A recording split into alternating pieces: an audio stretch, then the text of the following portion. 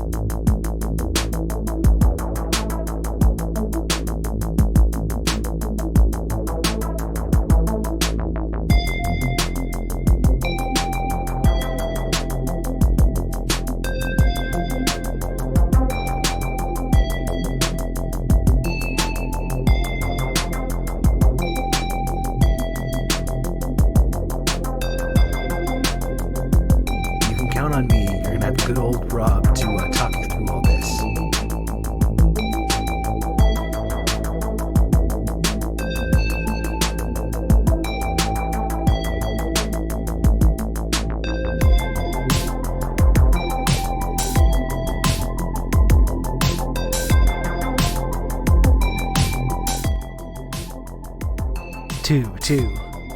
You didn't see anything. You didn't see anything. Alright? It was fine. It was a perfectly normal intro. Nothing weird about it. Nothing weird about it at all.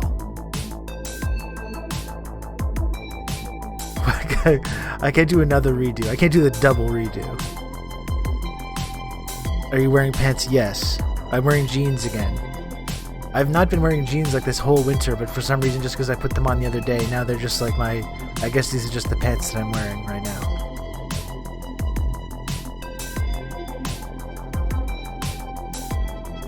I'm not wearing socks. Not that we want to let anyone know in the chat about that.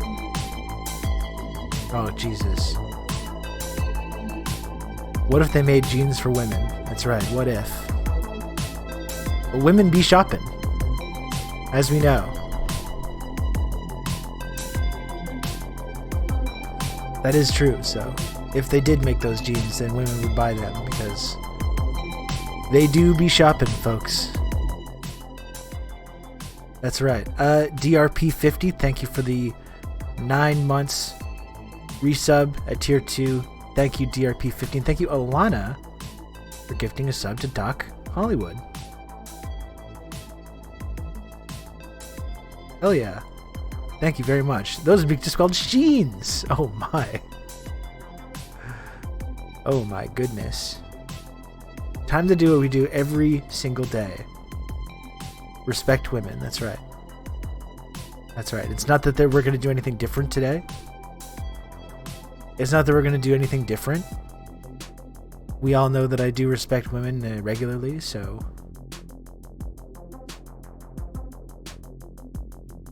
Nothing really different on the agenda today. I'm just, you know, going to continue doing it. Respect the broads. That's right. That's how I operate.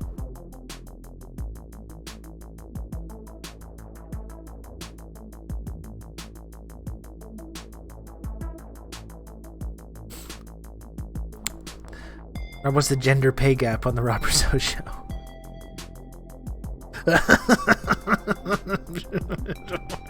Don't worry about that. Yeah. I do have a couple of, if we want to. It was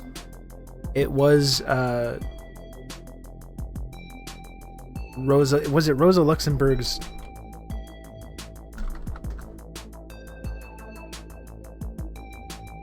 Yeah, it was Rosa Luxemburg's birthday, March 5th, over the weekend.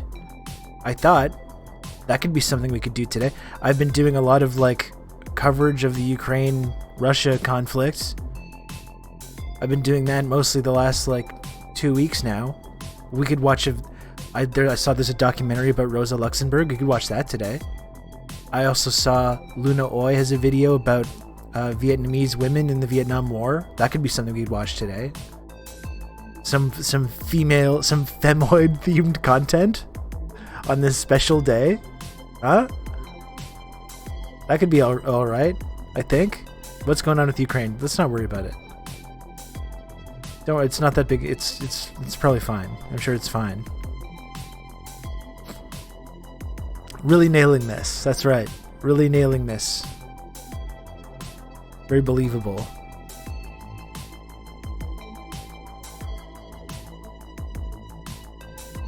Oh, time to start the stream over again.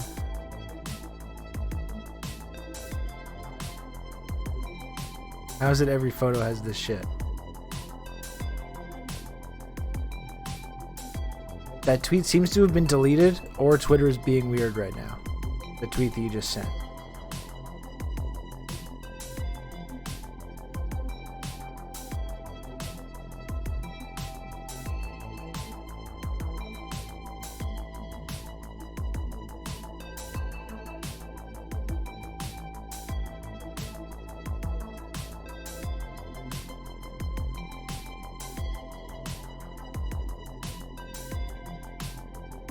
Yeah, that tweet's not loading.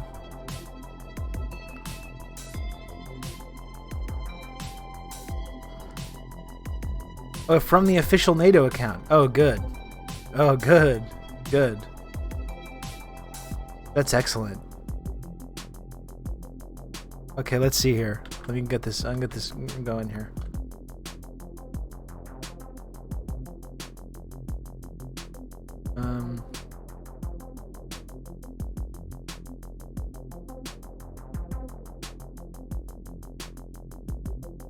Change this. What's up, everybody, by the way? How's it going?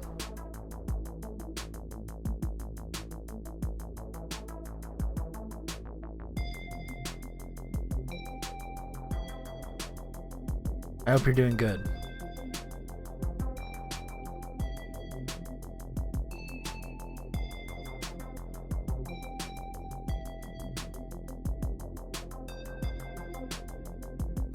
This is amazing. From the official NATO account. It's weird because, like, apparently talking about NATO right now is so, like, it's Putin propaganda to talk about to mention NATO, to mention the role of NATO. It's Putin propaganda. So you have the official NATO account. All women and girls must live free and equal. This International Women's Day, we think of the remarkable women of #Ukraine. Their strength, bravery, and resilience are symbolic of the spirit of their nation. A couple of nice images there.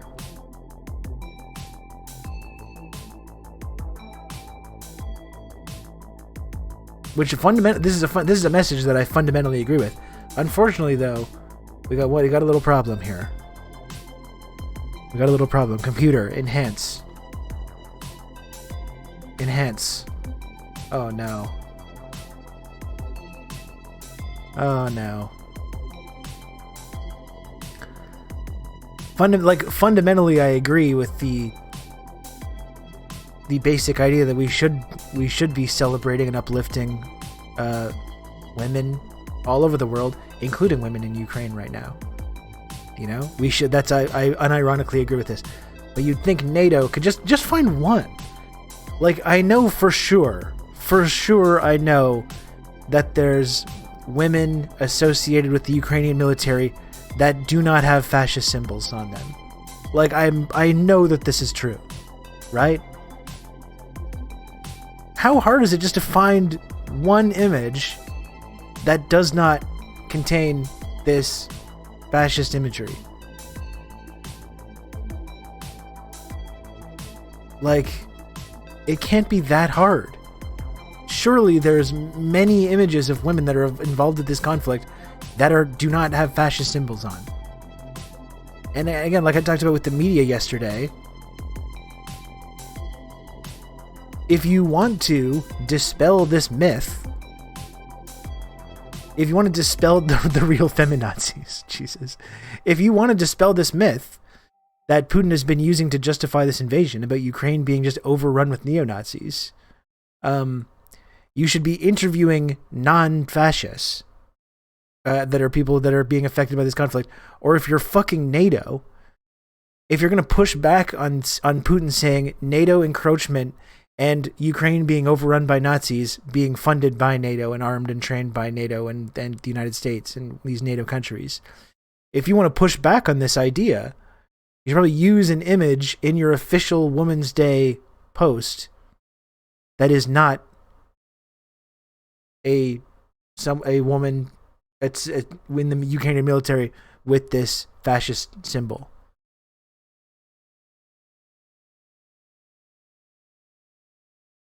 Have they even accidentally shown a picture of a socialist group? No, I do not believe they have. And it's like, I feel like I'm going crazy here because it's like, I actually want you. I want our media and I want NATO to start genuinely trying to like push back on this idea. Like, I feel like all they're doing is convincing more people that this idea that Ukraine's just overrun with fascists is true when it's not.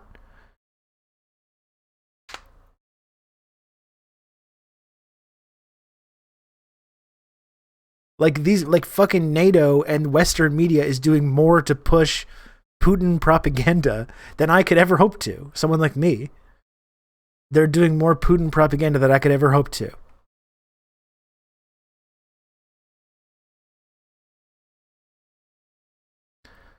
Shouldn't respect her. Well, that has nothing to do with being a man or a woman. That's just being, if you're a fascist, then no, you don't count as a person.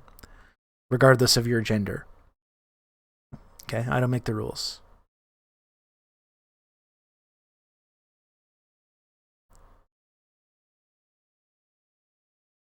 It's pretty hard for them to get a shot of Ukrainian military without Nazi iconography, to be fair.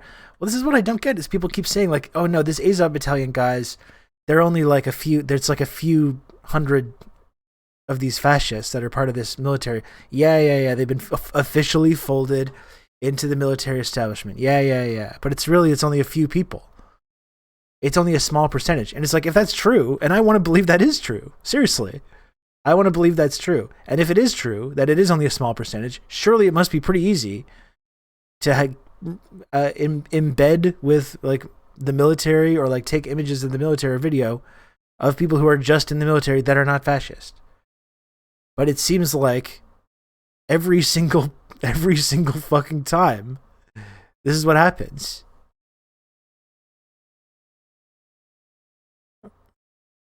Just a few hundred bad apples. It has been amazing. It has been really amazing to see the professional anti-fascists. The professional online anti-fascists who have built whole big brands off of like being against the Nazis and punching Nazis and all this stuff, just bending over backwards to excuse this. Right? There was that like Emily Gorchensky character who used to work for the US military, like programming drones to like blow up weddings or whatever. Something along those lines. Who's now this kind of like professional anti-fascist. And she was just fucking bending over backwards to excuse this. And be like, yeah, Germany just did you see this? Germany just kicked out a bunch of people out of their military who were fascists. Like, this is happening all over the place. And it's like, well, you're making this distinction between Germany and Ukraine. The difference is the fascists in Ukraine are not being kicked out. That's the whole idea. That's the whole problem here. They're not being kicked out. And in fact, they're being like welcomed with open arms. That's kind of the issue here. So it's actually not the same. Have you seen this? Have you heard about this? It's really not the same. When they're like, yeah, there's fascists in the German military. They just kicked out a bunch of people out of the military the other day for being fascists. That's kind of the whole problem here.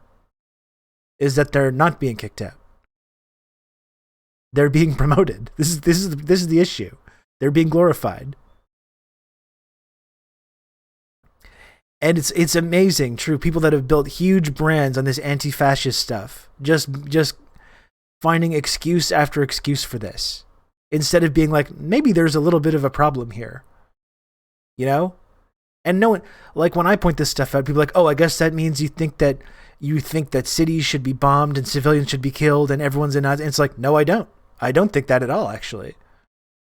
But you can not think that and still think that like this is to me bad.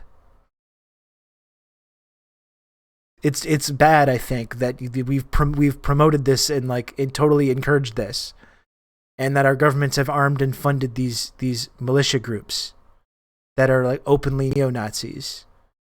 I don't agree with that. I don't think it justifies any civilians being killed or cities being leveled or these big humanitarian crises that's been created. I don't think it justifies that at all, and I want that to stop. But I think we should acknowledge that there's an issue here. And if you're someone that describes yourself as anti-fascist, and you've actually built a big brand online, you're writing books about being anti-fascist and stuff, and you're becoming this, you're like the anti-fascist expert.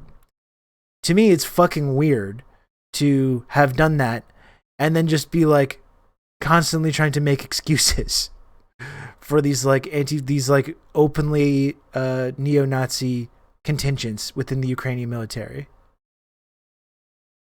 And being like, oh, there's Nazis everywhere. Believing Nazis are bad is now a political stance, you tanky.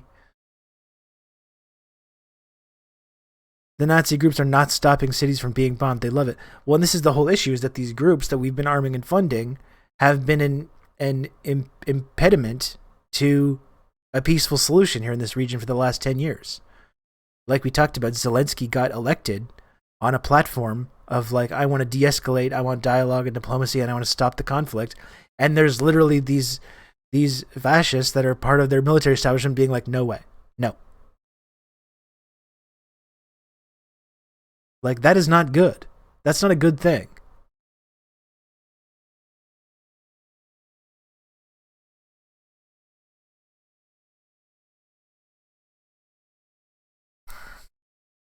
And preventing people from evacuating so they can be used as fodder or propaganda.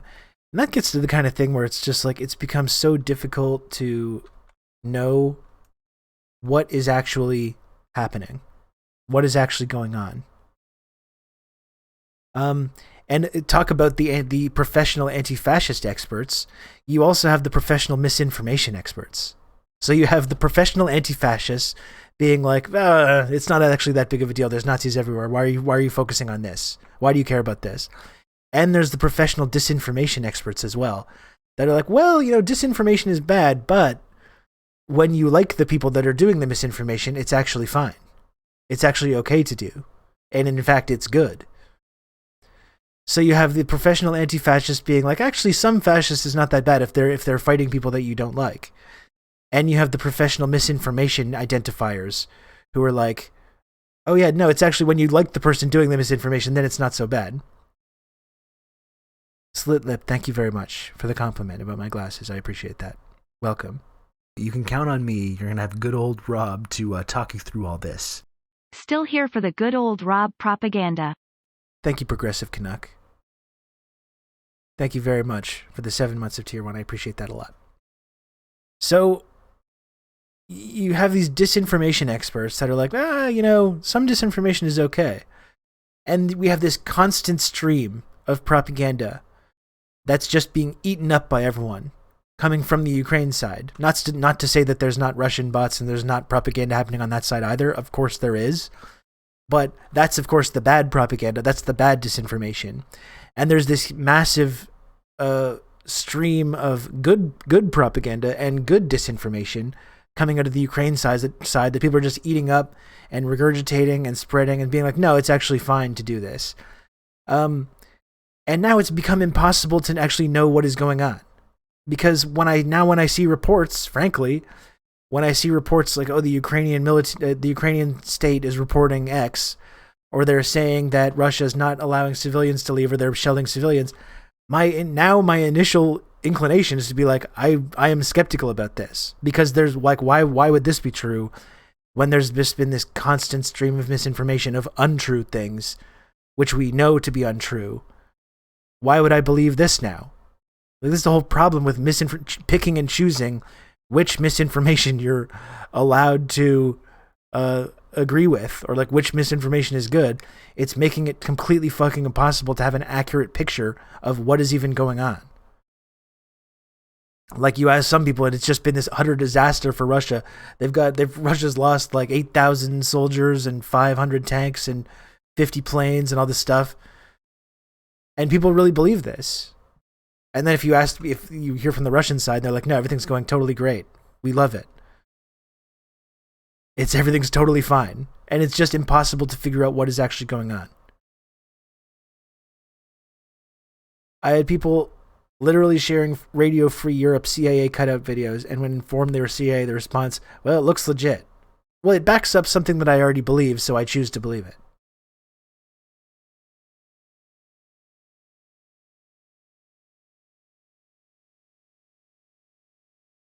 Yeah, they helped set up with Ukraine free spaces for people to flee. Apparently also Russia placing mines all over the path used for people to flee. I mean, and this is when you get into weird rhetorical shit where it's like, I don't want to absolve Russia of committing crimes in this conflict. I mean, it's a fucking invasion. They're bombing cities. Of course, there's absolutely crimes being committed. There's human rights that are there's human rights violations. There's war crimes that are happening. I mean, I don't think there should be any doubt of that. Even if the fog of war thing is really going on around, it's impossible to tell truth from propaganda. That whole thing, though, like, oh yeah, we agreed to evacuate civilians and then we mined that is like supervillain shit. Like, that is something. And then it's just being reported by the Ukrainian military, who we know, there's already dozens of examples of these of stories that come out from these sources that are completely false, it makes me intrinsically like just not totally trust it, or to at least like wonder what is actually going on. Russians just hate all human life, and I see nothing wrong with saying wild shit like that. And that's why it's okay to just destroy the Russian economy and destroy millions of people's lives that have nothing to do with this in Russia, because like ultimately aren't they Russian too, and don't they kind of agree with the intrinsically like what their government's doing, and they just hate human beings and they love killing and death and destruction? That makes it okay, right? Like this, there's two sides to that, isn't there? Like, if you convince yourself that every single person in Ukraine is some fascist that doesn't deserve rights, then you can justify whatever crimes you want based on that. And that goes the other way too. If you think Putin is some kind of like maniacal supervillain and every Russian is just this fucking like bloodthirsty savage, you don't care about any of the response either. You don't care about destroying people's lives, whether it's this current context, whether it's the Soviet Union. I mean, it's really, really troubling. It's really troubling.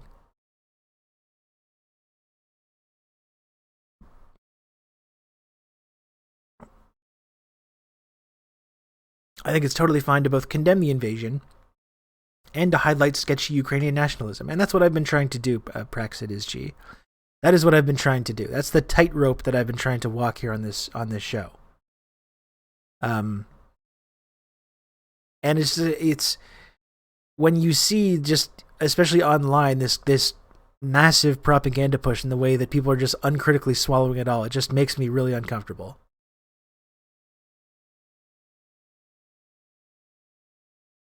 Yeah, I did see that, Bray J. The Russian streamer who got sanctioned is like, now I can't get paid from streaming. Thank you. Like, what the fuck did I do? And everyone's like, yeah, fuck you. It's like, cool, good. Great. It's a good attitude.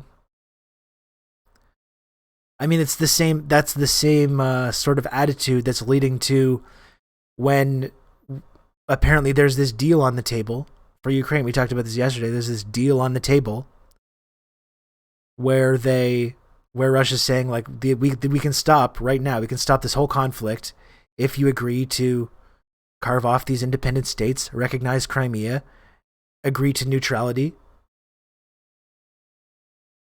And you have all these people in the comments being like, no way, Russia. People in like New York, people in like suburban fucking Virginia or whatever, being like, no, fuck you, Russia. No deal. No deal. We should still send Stinger missiles and arms to these neo-Nazi militias so they can carry out this protracted bloody insurgency. No deal, Russia. Whereas people in Ukraine are just like, do they have a say in this? Did they get a say, the like regular, ordinary people that have to live in this fucking conflict? Did they get a say at all, or is it just Westerners that get to be like, fight to the last Ukrainian, says man in Oklahoma City? Yeah, that's right. It's really fucked up. It's really messed up, folks.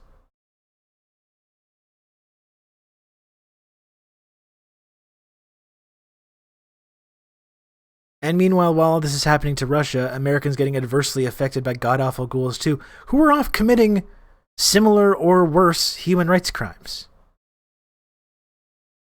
Committing genocide in Yemen, like literally paying for it. The Canadian government also gives diplomatic cover for this. We send weapons to the Saudis so they can do this. We send weapons to the Israelis and give them diplomatic cover while they bomb Gaza and keep Gazans in an open-air prison camp. And then we still have people have this bloodlust about Russia. We're starving out Afghanistan after a 20-year war there. And people are still getting on the moral high horse about this. Many of you will die, but that's a sacrifice I'm willing to take. That's what Westerners and Americans are saying right now. No deal, Russia. You take that deal and I'm going to wipe my ass with it. Instead, like Ukrainian Omis and Opas should be like throwing paint balloons at Russian tanks. That's the preferred outcome for me. Fucking guy living in my house in the West with electricity and no bombs going off outside my house and no tanks rolling through the street in my suburbs.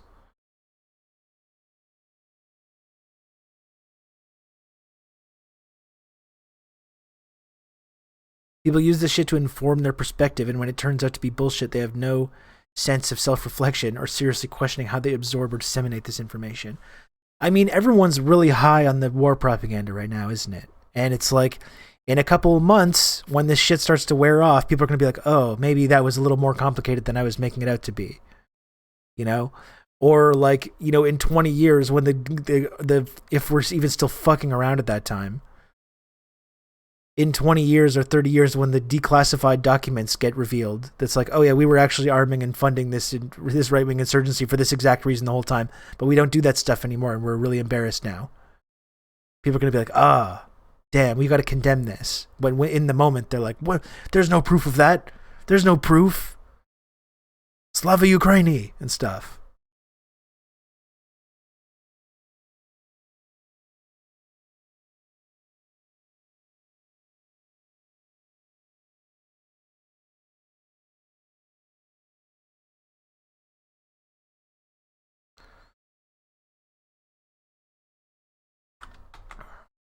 Man, you know what? I was going to take a break from talking about this shit. I was going to take a break. We didn't even chit-chat. We did not even chit-chat. Can you believe this? We're going to have to take a step back here. Shipment of NLAW grenade launchers and instructors from NATO countries arrived in Kharkiv. The Azov regiment was first to learn about the new weaponry. And this is from this is from the official CIA-sponsored European news. Right out in the open. Like, again, these are supposed to be like a couple hundred people. Apparently, as our anti-fascist friends keep telling us, there's only a few of these guys. Yet it seems to be like in every one of these clips, they're right there in the fucking mix. They're right there. I was going to complain about the lack of chit-chat, but didn't want to rudely interrupt. We're going to get back to that, pissed. I'm going to pull back. And this is a good tweet as well to frame this. This is your U.S. This is your U.S. standing up to authoritarian in practice. The U.S. is arming neo-Nazis in Ukraine just like it armed the Mujahideen in Afghanistan and far-right militias in El Salvador, Nicaragua, Guatemala, Colombia, and so others. I mean, this is what I was saying yesterday, right?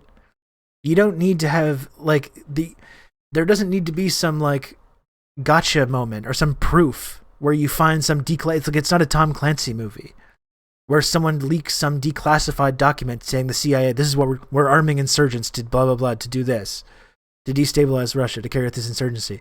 That proof may never come. But, like, you can just look at basic history. You can just look at basic history of what what America has been doing in Afghanistan and all these other places, arming these extremist far-right groups to destabilize this enemy that they have. Like, and then see if, like, it seems like a lot of the stories that have come out about this kind of seems like it fits that very same pattern. Right? Why is that so difficult for people? That's what I don't get.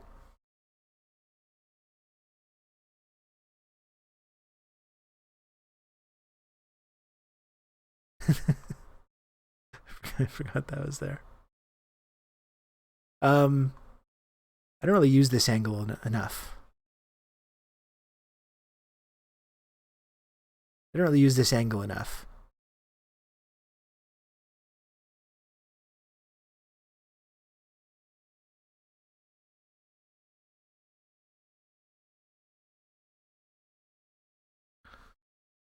I'm going to take a step back here, folks.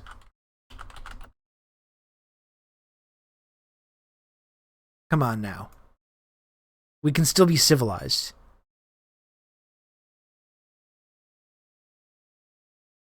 We can still be civilized here, can't we?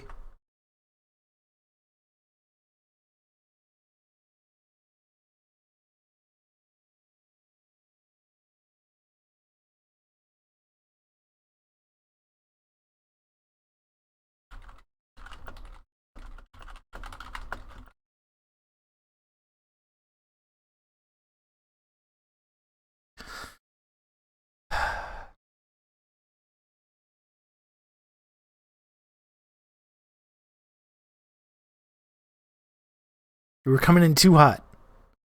I guess I have less time today, so maybe it makes sense. We must implement a chit-chat zone over Ukraine. The Robdonimus chat zone. Oh my. Oh, John McCain's Ghost, thank you so much. Thank you. Tomorrow, folks, okay? Tomorrow. News about the stream tomorrow. Early stream. Early stream. I am going to be starting at 10 a.m. Eastern tomorrow. Because, working with the time difference, I will be talking to Carl Jha at 10:30 Eastern. 10:30 a.m. Eastern, Carl Jha will be joining us on this very program, which is like 11:30 p.m. his time. And if he was doing at a normal interview time, it would have been like in the middle of the night. So 10:30 tomorrow, 9:30 Central. I don't know what other time zones it is, and I don't care. 10:30 Eastern, Carl Jha will be joining us. Are you not going to be able to be there, pissed? Yeah, I'll put it on YouTube. I'll put it on YouTube. Okay? So we're going to be talking about, obviously this Russia-Ukraine conflict, the spaces that Carl has been doing, the Twitter spaces. Carl talks a lot about China. What's China's role in all this? Where we're at in this new Red Scare, this new Cold War. I think Carl's going to have a lot of interesting things to talk about. So, should be great. Should be great stuff.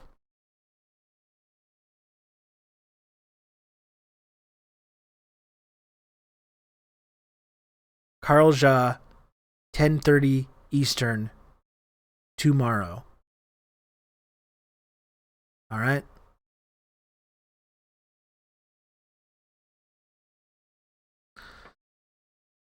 That's the news. That's the news for tomorrow.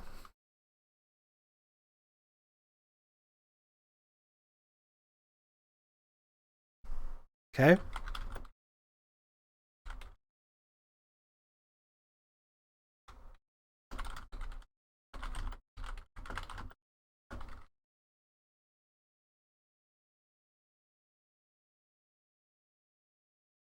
That should be good.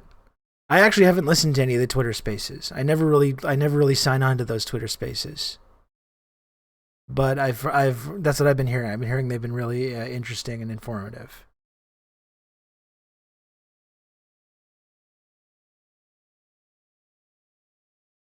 Should I watch Rob or watch Star Trek VI: The Undiscovered Country? You mean right now, James? That's a fucking great Star Trek film, I gotta say. I don't see why you can't do both. That's a really good Star Trek movie, though. One of the best. I'd say probably top 3. Maybe it's the best. I don't know.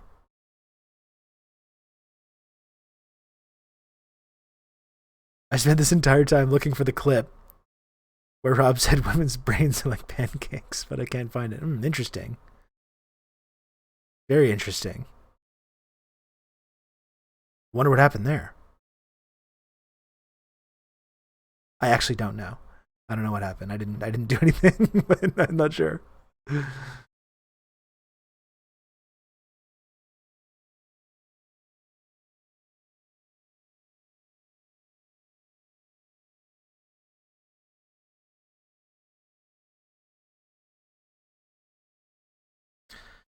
Wrath of Khan versus Undiscovered Country.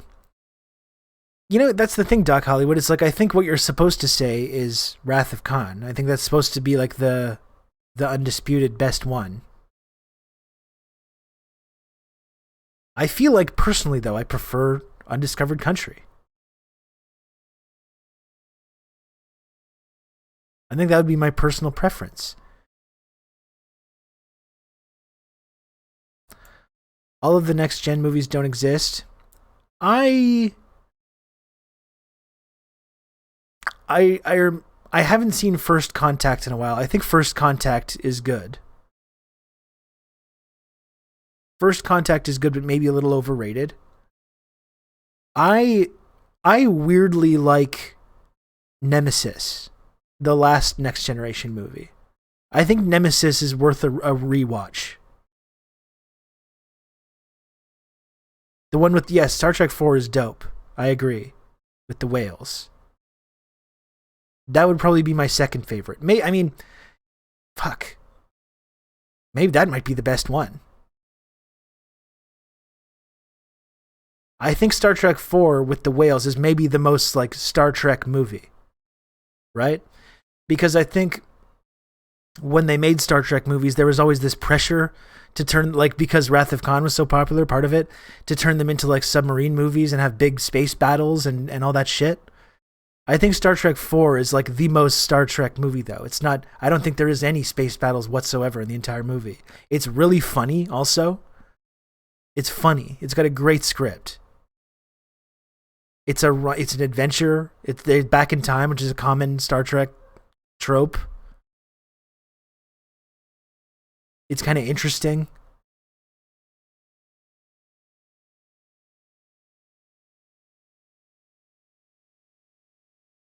But why did they not just have Stewart play an evil Picard clone? That would have rocked. I agree that would have been pretty cool, Sean Meat.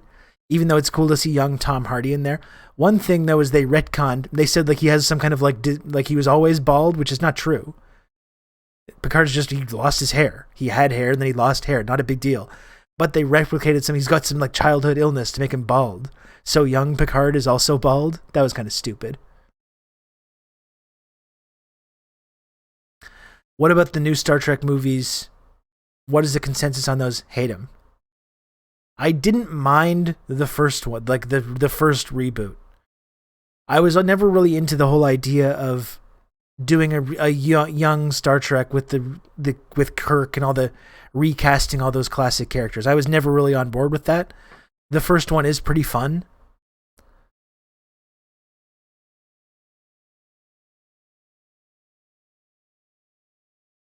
I don't think I watched all of the third one. I don't think I watched it all, but it did seem like the most Star Trek. Chris Pine was a great Kirk, but I thought he could have just been his own like Kirk-like character. You know? I generally hate when these kind of roles are recast, no matter how good the recasting is.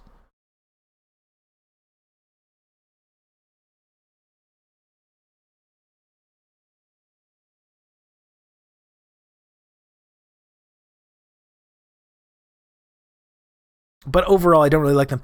And then like the Star Trek Into Darkness is just that like super dark like conspiracy theory, like 9/11 conspiracy allegory, which is just so antithetical to everything that I like about Star Trek.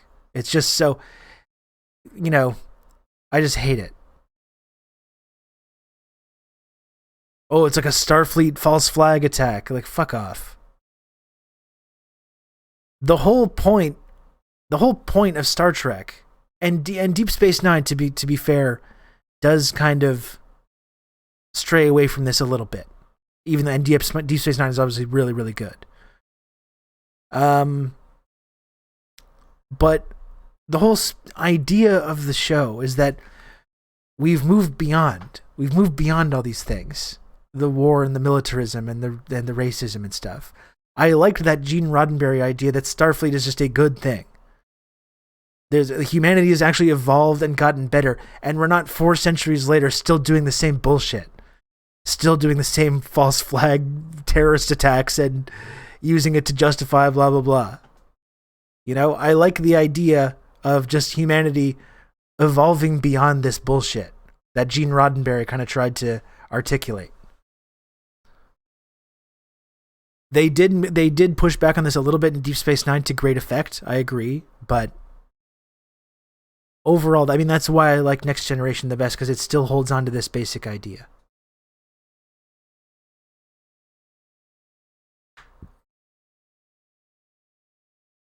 There should have been a Deep Space Nine movie. Deep Space Nine is very good.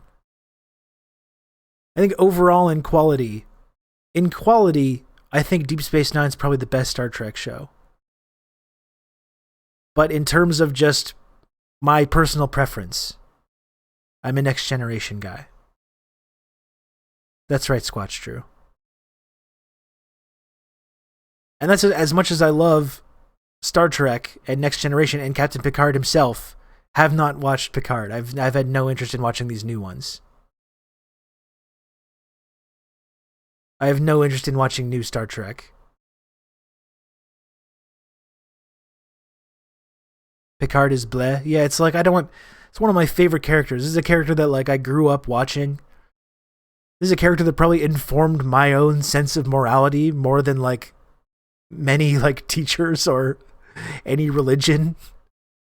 Is probably someone that I've drawn more inspiration from in terms of my own moral framework that I try to operate under. And I just have zero interest in watching this new show. Zero interest. It's dark and gritty, and they sucked all the Star Trek fun out of it. We don't need fucking dark and gritty Star Trek. We don't need it. Star Trek doesn't need to be dark and gritty. In fact, it should not be. And you can get into those stories, and Deep Space Nine does kind of do this. You can get into these kind of stories, and overall, this idea that you need to have dark and gritty Star Trek. Give me a fucking break.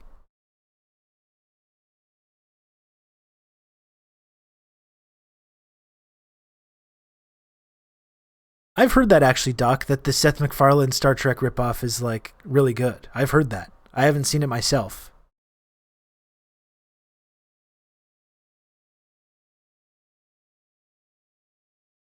I've heard it's good though.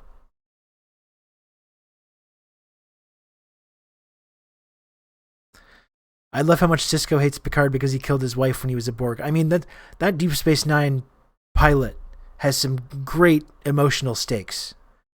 The first 5 minutes or first 5-10 minutes of the Deep Space Nine pilot are just so good.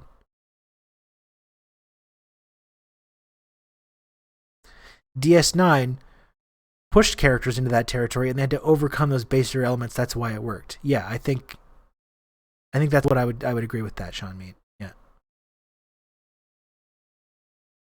I watched Crimson Tide this weekend. You can count on me. You're going to have good old Rob to talk you through all this.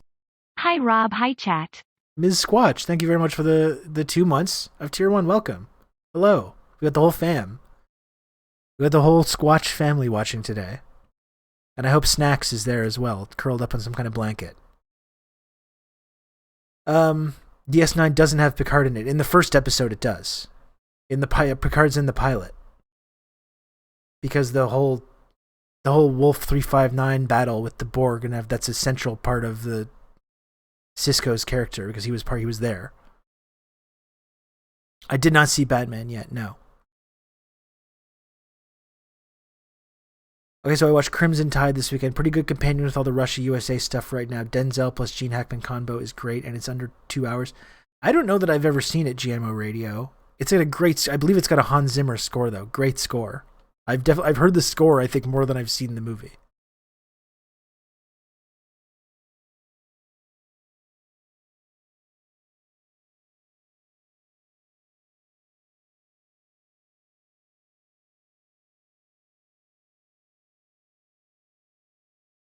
Snacks is hanging out in her cardboard box. Okay, well, we love it.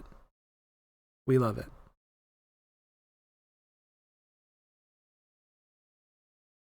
This is 2000. Oh, good. We got a VJ video. Thanks for sending that, Siparuski. We got a couple things we can watch today. There's actually a couple of VJ videos we can look at. There's a couple of VJ videos we can look at. I do want to watch some international. I'm not just joking. I'm not just being facetious about the whole women respecter thing. I would like to watch some International Women's Day content. Yeah, King of Rome. We saw this already. I went in hot, talked a little bit about Ukraine stuff, then I pulled it back. I pulled it back to just some normal chit chat. We did see that though.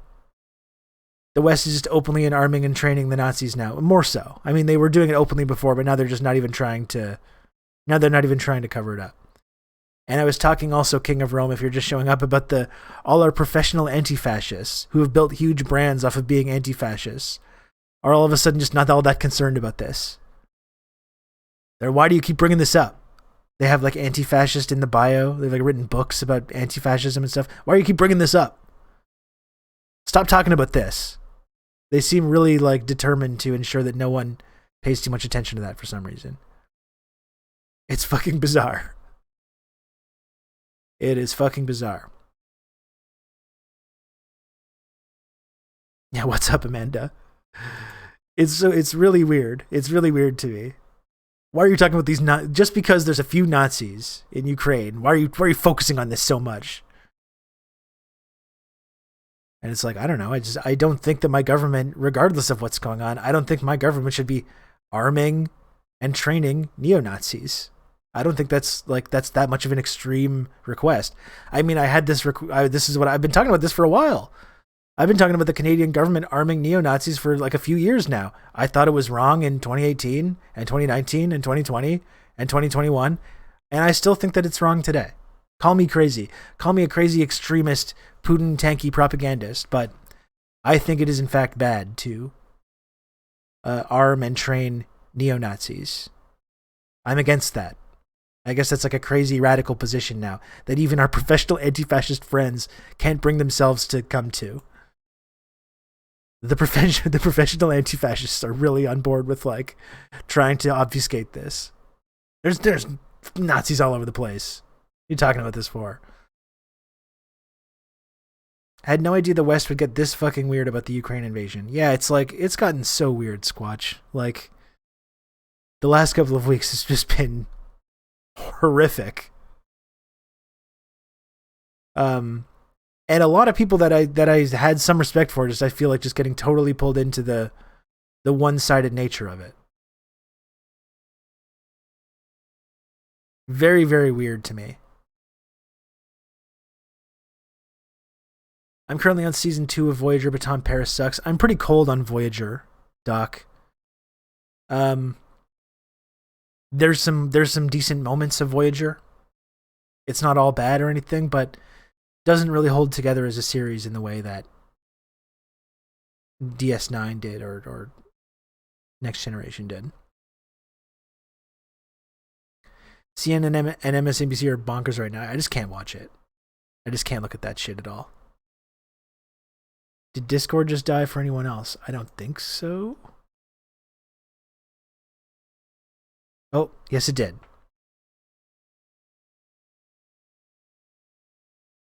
Yes, it did.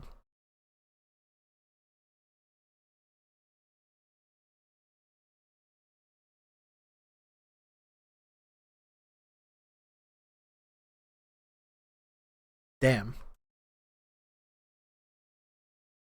Internet being mighty strange today. Maybe they found us. Well, yeah, it must be all the Russian hackers. It's the Russian hackers. It's the NSA. It's somebody. There's some kind of fuckery going on here. We're going to get to the bottom of this.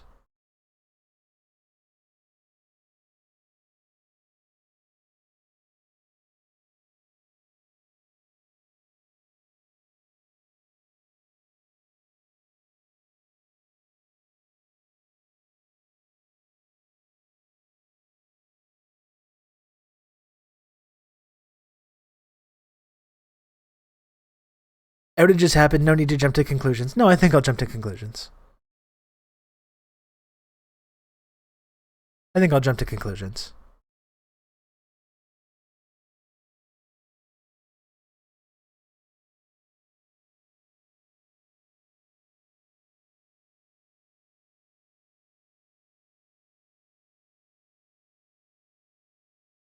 Do you have a mat that you can jump to? Horrible, this idea. Yeah, that's great. It's a jump to conclusions mat. This chit-chat zone is really all over the place, isn't it? And so, yeah, I have less time today, so I guess I should. I'm having fun chit-chatting with you all and talking about Star Trek and all this stuff. But should probably get to talking about real shit. So, yeah, we can talk about this some Ukraine stuff. We can watch some of these Vijay Prashad videos. Yeah, I would like to watch either this documentary on Rosa Luxemburg, which I think would be something cool to watch later in the day.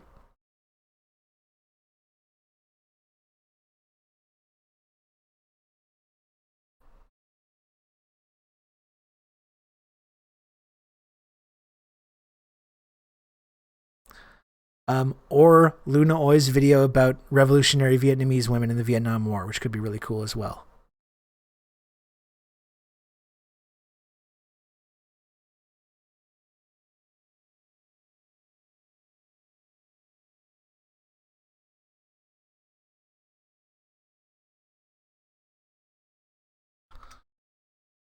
Listen, Red Scary. Listen.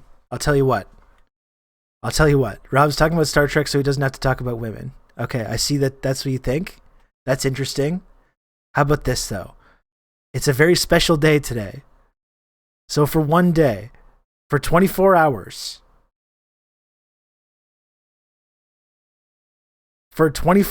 Red Scary.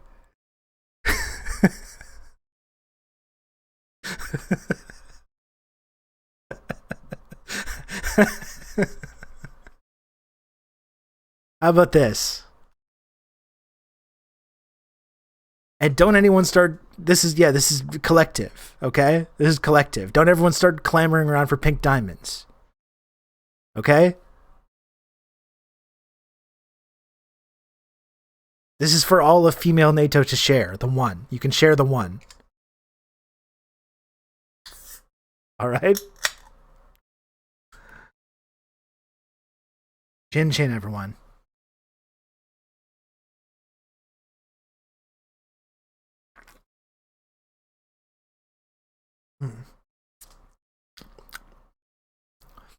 If anyone sampled this one, Outrun, are you still with us? Ultra Fiesta. Not bad at all. It's got a pineapple. A little pineapple kick. It's nice. Very enjoyable. I would like to go with this. This would be nice on a nice hot summer day. Maybe sitting out on the stoop, in the front stoop. Maybe sitting in the backyard. One of those reclining chairs.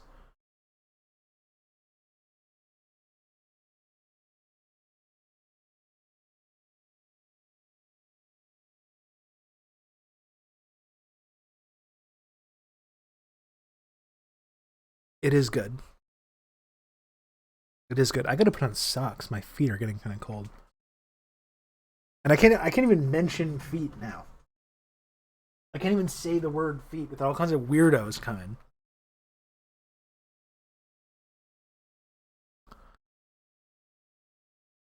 I'm going to combat Rob's misogyny from the inside. I don't know if I've ever said. I mean, I would say. I don't know if I would say front stoop. You're gonna have good old Rob to talk you through all this. What is news? How do we get it? Yeah, I'm getting there, Dave, legend. I'm getting there, all right? Don't pressure me. Thank you for the 5 months of Tier 1. Thank you, Dave. No slippers. No, I'm not really a slippers guy. I feel like I look like a slippers guy, but I'm not one.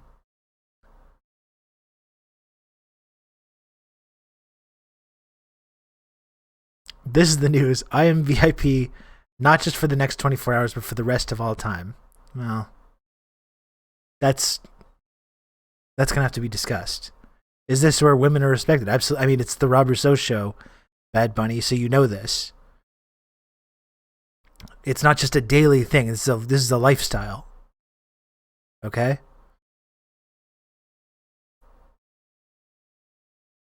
I take this shit very seriously.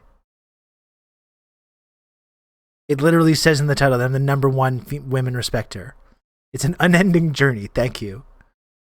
You know how they say, like, oh, I'm with the FBI, female body inspector? You know how they say that? Some, like, bad people say this? Of continued education and respect. Absolutely. Well, I'm with the FMR. That's the agency that I'm part of. I'm with the FMR, the Female Mind Respecter.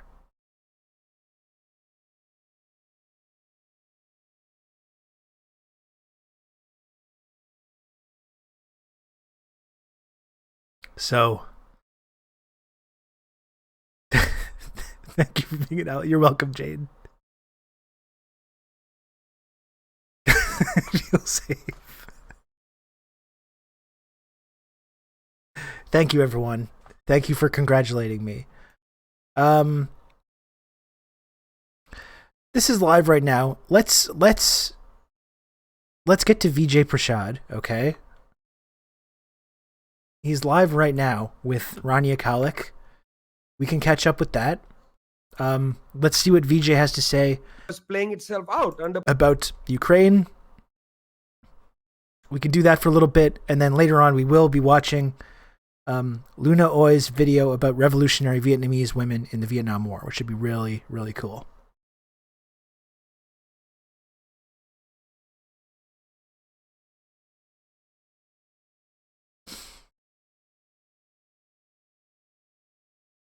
Okay, how about that? How's that for a plan?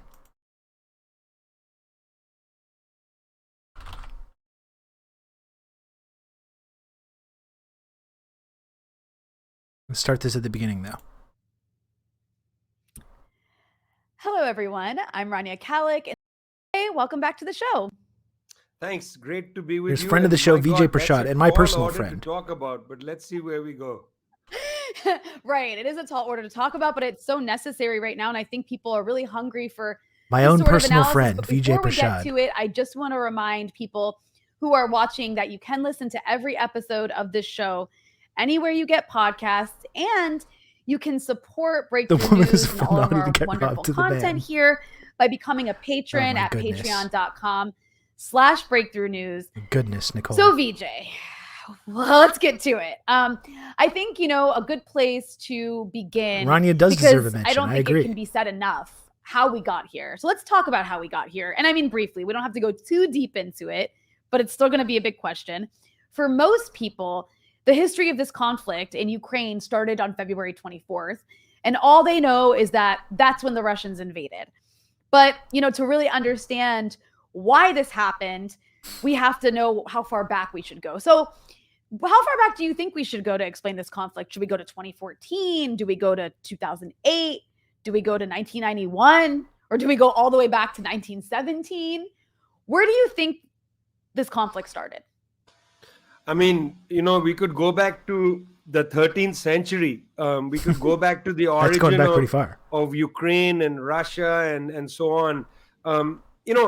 One thing we should recognize immediately is when the Soviet Union fell apart in 1991, it fell apart pretty peacefully by and large. In other words, the main Soviet Socialist Republic, Russia, essentially, which is such a big part of the USSR, essentially allowed the other republics to go without much violence at all. Ukraine went its way, Georgia went its way, the Central Asian republics went their way, Kazakhstan, Kyrgyzstan, and so on. Relatively peaceful transition, actually. But there was something that was, in a sense, waiting to happen. And that was the fact that there were a large number of Russian-speaking people in many of these new countries.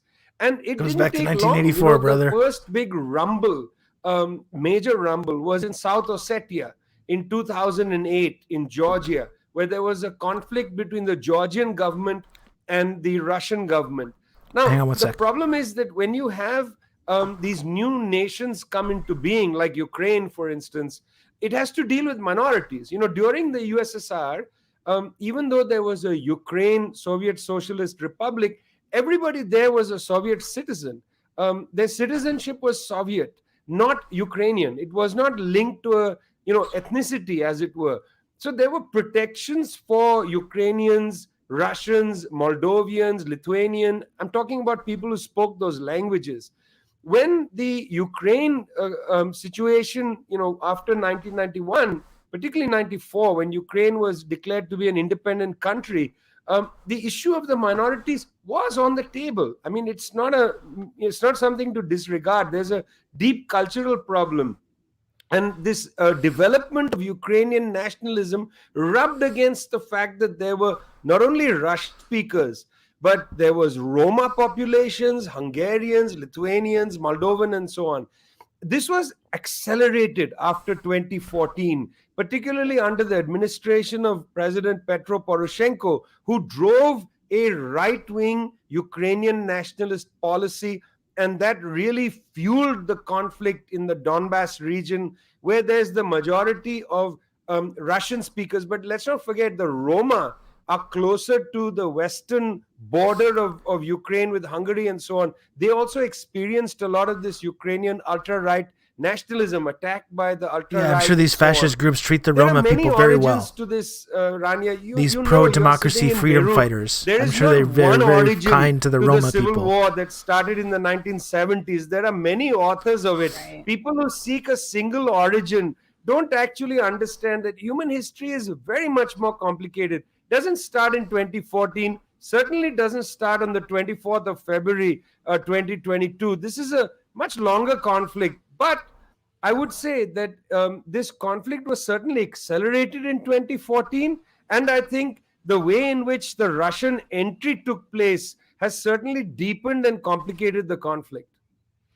Yeah, of course. And I mean, when we talk about obviously the conflict in Ukraine, we can't talk about it without talking about NATO expansion. Do you think Russia was right to feel threatened by NATO expansion? You know, was NATO really going to attack Russia or use Ukraine as some sort of base from which to launch an invasion?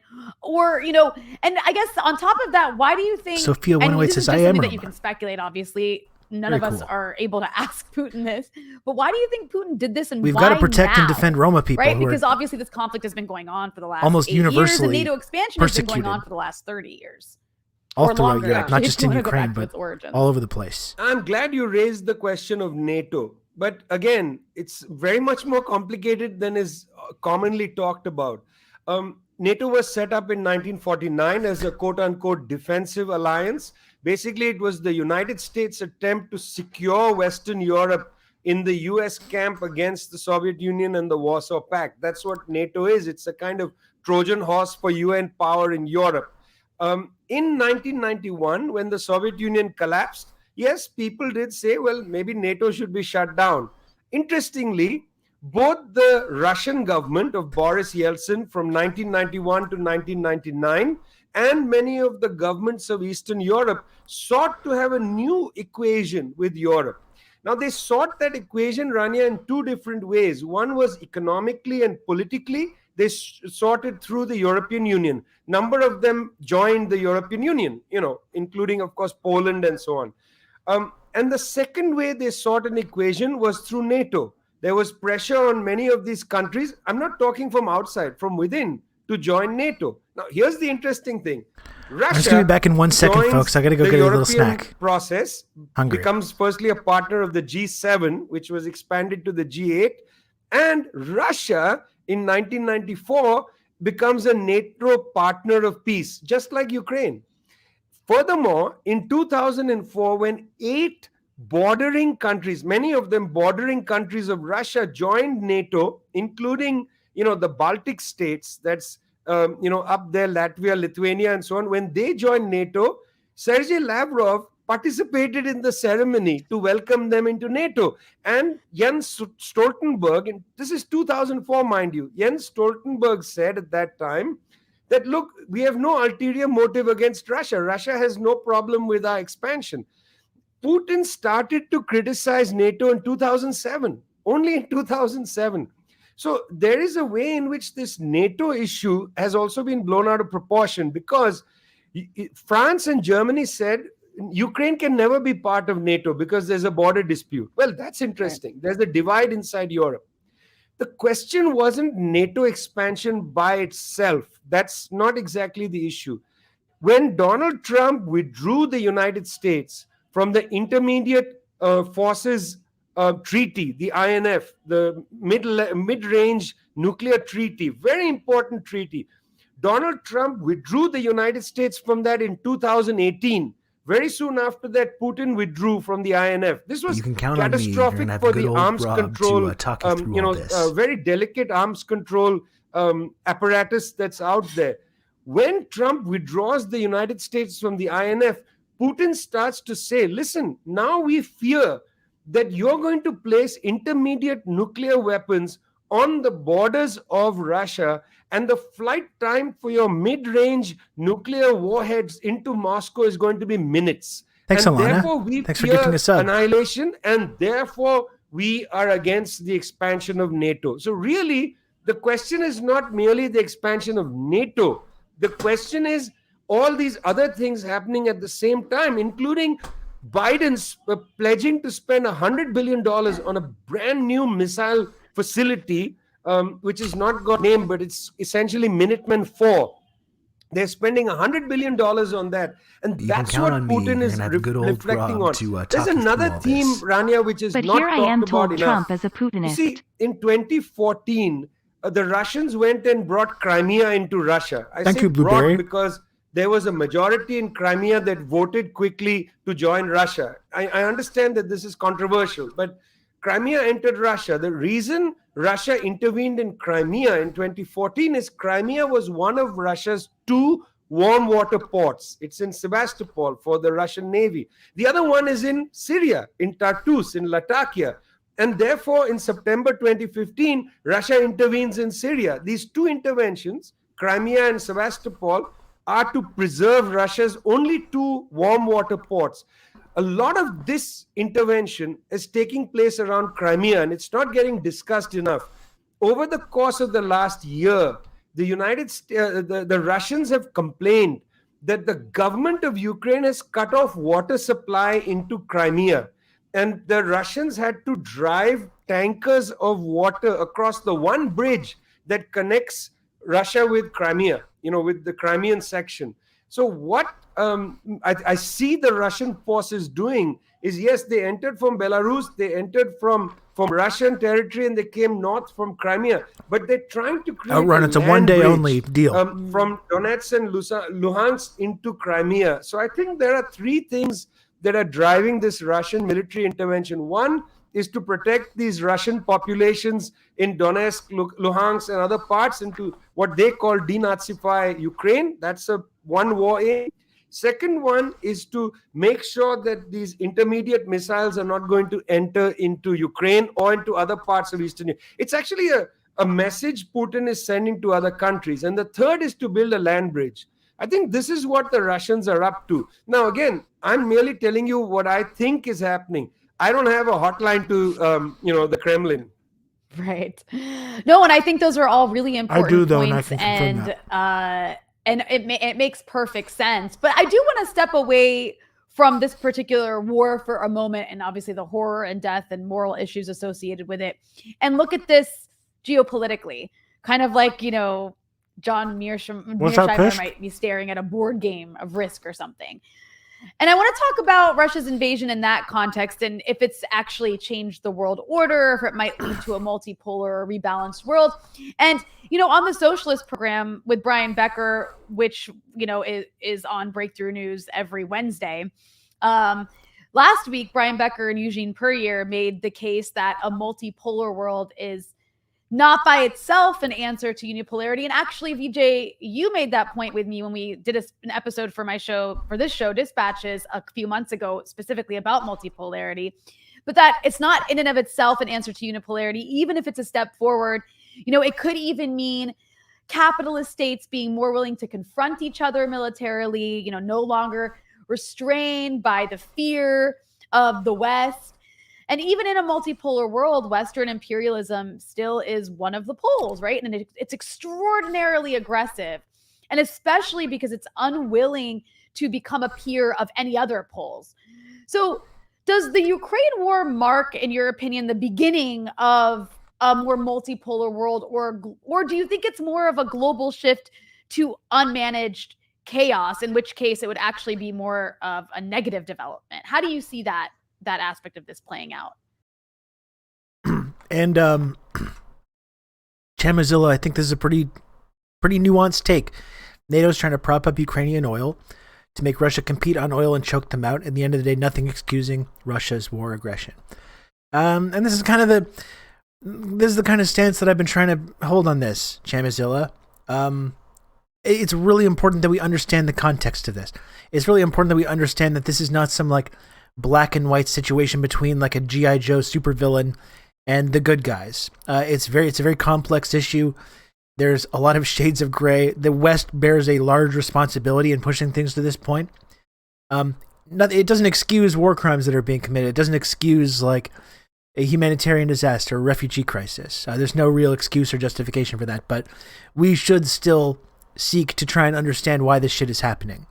And even if it is an excuse, you know, if there's a humanitarian crisis that's happening right now, if there's a refugee crisis, even if the major part of that at the moment is this invasion, the West bears a lot of responsibility for pushing things to this exact moment. And that's kind of one of the questions we've been exploring lately, is whether this kind of destabilization, whether this kind of like what is looking like it's rapidly turning into going to be this like really violent insurgency was part of one of the goals of the West all along. That's a question we've been kind of trying to grapple with over the last couple of weeks. Capitalist states fighting one another would be so convenient if not for the fact that it's workers who pay with their blood. That's true, Bray J. And it's just like, it's this, like many other big moments that have happened over the last few years, should be perfect opportunities for the left to kind of assert itself and for the left to get the analysis out there and for the left to use these moments to organize people. But it's been so decades and decades of anti-communist propaganda that's making it so difficult, I think, to get to this point. Well, see, here's the thing, Hot Dog Crisis. This is like the murderer saying, well, they made me do it. This is the fact. There's not one murderer in this situation. Like, yes, this Russian invasion is there's crimes that are being committed. There's horrible things that are happening. That's undisputable. People have been dying, though, for years now. It's been 10 years. Over 10,000 people have died in the Donbass region. There's not just one murderer in this case. We got, like Trump himself said, we got a lot of killers too. We got a lot of killers ourselves. So it's not making an excuse, but the West does not have clean hands in the situation. You know, we don't. We're literally arming and funding, like we pointed out at the beginning of the show, neo-Nazi militias that have been killing people, innocent people. They've been persecuting Roma people, and we're arming and training these people. We got blood on our hands too in this situation. To say nothing for the fact that the blood that's on our hands from all the myriad of other crimes that we can point out in Yemen or Afghanistan or Iraq or Syria or Libya or any of these places, Gaza. The idea that there's one bad guy in this situation, the evil Russian killers versus like everyone else. That's just not an accurate way of looking at things. You know, the West has a lot of blood in our hands in this specific region, to say nothing of like all these other crimes that people can be pointing out, you know?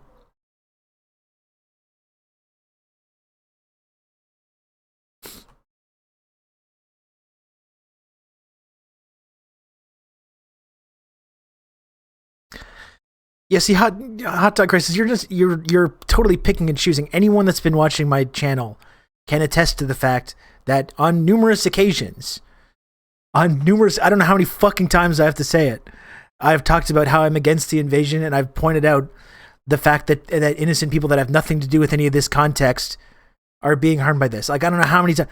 I can't just like stop everything that I'm saying at every moment to make sure that like everyone feels comfortable that I'm like making these proclamations. Okay, anyone that's been actually watching this content over the last couple of days and weeks would know full well that I've on many occasions have talked about, have denounced the invasion and talked about how I think it's bad. Putin bad, okay? What the fuck do you want from me? I've said this a number of times. I don't know how many times I need to say it that's going to be like satisfying for you. It seems like the only way that I can like justify, if I say only Putin's the only bad guy, everything that happened is his fault, there's no context, no history, we can't talk about any of that stuff. That seems like it's the only thing that's going to make you satisfied. If you want to watch that, turn on fucking CNN. Turn on MSNBC. There's plenty of channels, and there's plenty of cable channels and channels on Twitch that are going to give you that analysis. If you don't like what I have to say, leave. Go somewhere else. Okay? Fuck off.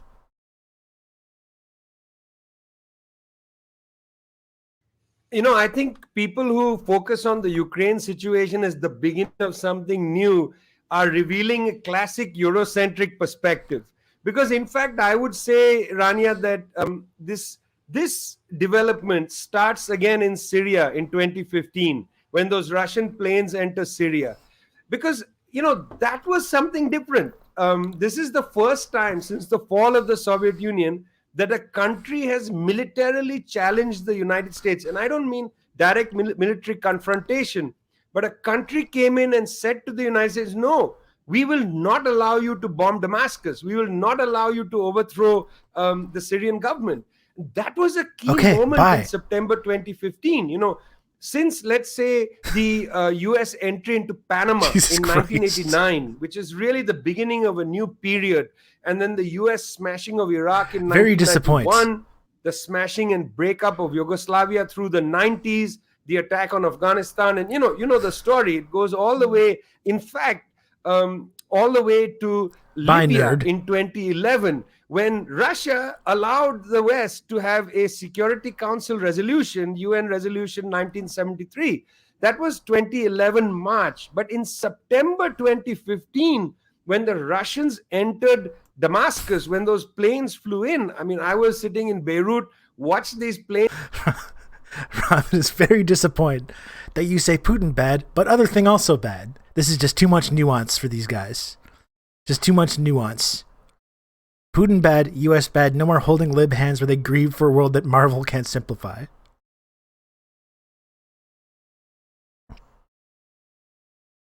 And you thought I was silly to suggest a Putin bad tattoo across your forehead. Jesus Christ. These people.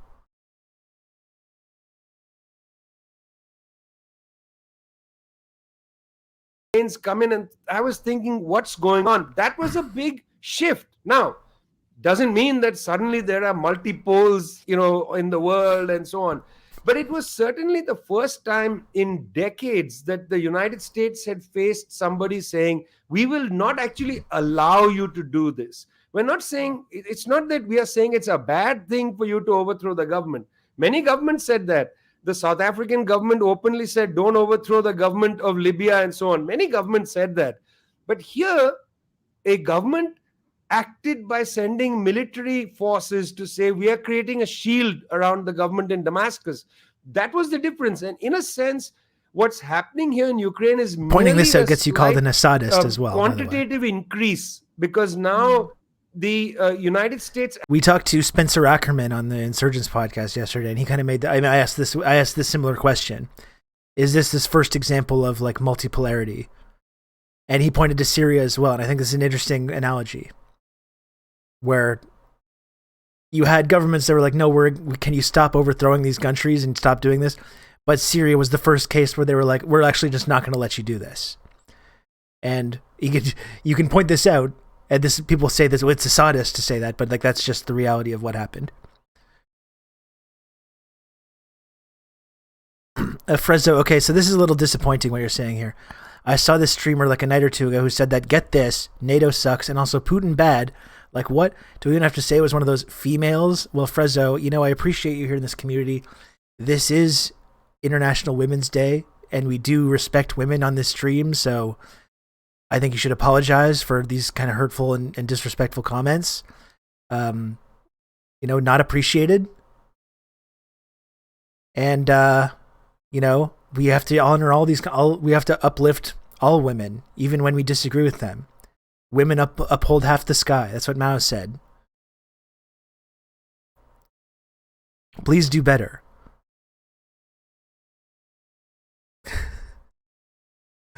And just as an unrelated to this, because female women, thank you, Frezzo.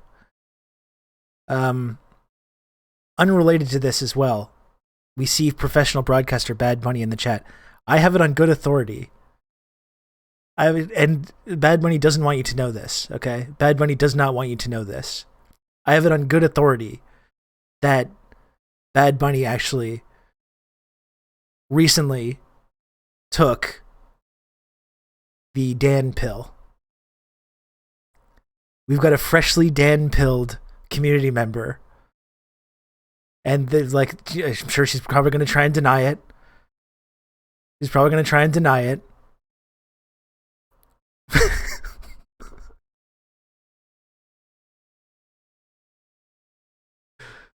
Freshly Dan pilled, professional broadcaster, Bad Money. We love it. Welcome. Remember, as you can see, there is a channel to discuss 70s jazz rock band Steely Dan in the Discord server. So, Bad Money, I hope you join us there for some great conversations about Steely Dan. Classic jazz rock band of the 70s. No static at all in that channel. That's right. Okay, let's get back to this.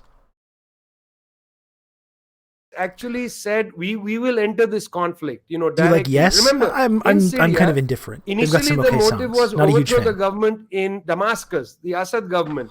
After the Russian intervention, the US immediately pivoted and said, our project here is to fight ISIS, and therefore we are just going to stay on. They quickly changed the game plan. Yeah. How will you change the game plan? Where did ISIS come from, by the way? I can't remember. Let's not look into that. Yeah, that's right. Assad must go. And then they're like, actually, we're here to fight ISIS. Where did they come from again? I don't know. I don't remember. This is what I got for anyone that doesn't respect women, though. This is what I got for you. You don't respect women? This is for you. Okay? Just saying. Here, Warning shot. You said that we will protect the Kiev government. In fact, Mr. Zelensky spoke in the UK Parliament, the first foreign leader to speak to the UK Parliament. Incredible. Well, you'll have that. Now, how will you protect him? What will you do? The feminine owner of a lonely heart is one of the all-time greatest songs. Very good song. International airport in Kiev. I Very don't good think song. so. That's where we are. We are at a position of great shifts and rebalancing taking place. It's not clear what's going on. I very much took notice of the Chinese foreign ministry conversation with Sergei Lavrov. Mr. Wang Yi says to him, we got to get out of the Cold War mentality. I thought that was a really interesting statement. Got to get out of the Cold War mentality. Where do we go next? Well, we haven't gone out of the Cold War mentality. We're still there. Look at the way Biden and others are talking. They're talking as if they're still prosecuting, the war against the Soviet Union and so on. This is a different era. And I think that they, again, want to miscalculate. The idea that you're going to send, Hillary Clinton talking to MSNBC, I watched that clip. You're going to send money to the, neo-Nazi groups like you armed the Mujahideen in Afghanistan. This is immoral, actually. This is immoral behavior. And they never learn anything, these people in Washington, D.C., or in her case, in the suburbs of New York City. Well said. But, one thing that troubles me is that, while it's great to have, I think it's a good thing to have it's better to have a multipolar world, maybe, obviously, and a unipolar world with this like big imperialist empire hegemon, the US, just bullying everybody is not good. So with countries like China and Russia that can limit the freedom of action that the US had in the 90s, especially, but of course throughout the 2000s, I mean, that's a good thing. But at the same time, Russia's not exactly like Cuba, right? It's not promoting revolution. It's not exporting ideas. It's not really offering alternative values. It's just like another capitalist power espousing, nationalism at most. Of course, trying to demand respect, and it's sort of like fair share of the global cake, if you will. But this means that a Russian challenge to the US, even if it succeeds, has limited ideological value, does it not? I mean, the question that we can discuss is, what is the Russian project? I come at this, I'm a Marxist, I'm pretty old-fashioned in my thinking. I understand that, and I know the limitations of it in today's world. But whatever, regardless, I still think it's important that when the Soviet Union was created, Lenin warned about great Russian chauvinism. He wrote a lot about this, said that we really need to understand minority nationalities and so on. That attitude needs to be highlighted today. I'm against all forms of ethnic chauvinism, frankly. I think all of them are hideous. And inside Ukraine, Ukrainian chauvinism was playing itself out under Poroshenko. They made non-Ukrainian languages not part of the state. They broke ties between the Church of Kiev and the Church of Moscow. They militarized society in a certain kind of Ukrainian nationalist way, and so on. Similar things are happening inside Russia. Let's face. This is an interesting point. I actually have there's that clip going around. This is leading to, especially, not that this wasn't already there, but because of this global backlash to the invasion, it's leading to this Russian chauvinistic movement that's really taking off in Russia now, this pro-Putin, pro-Russia chauvinistic movement. And it's really not good.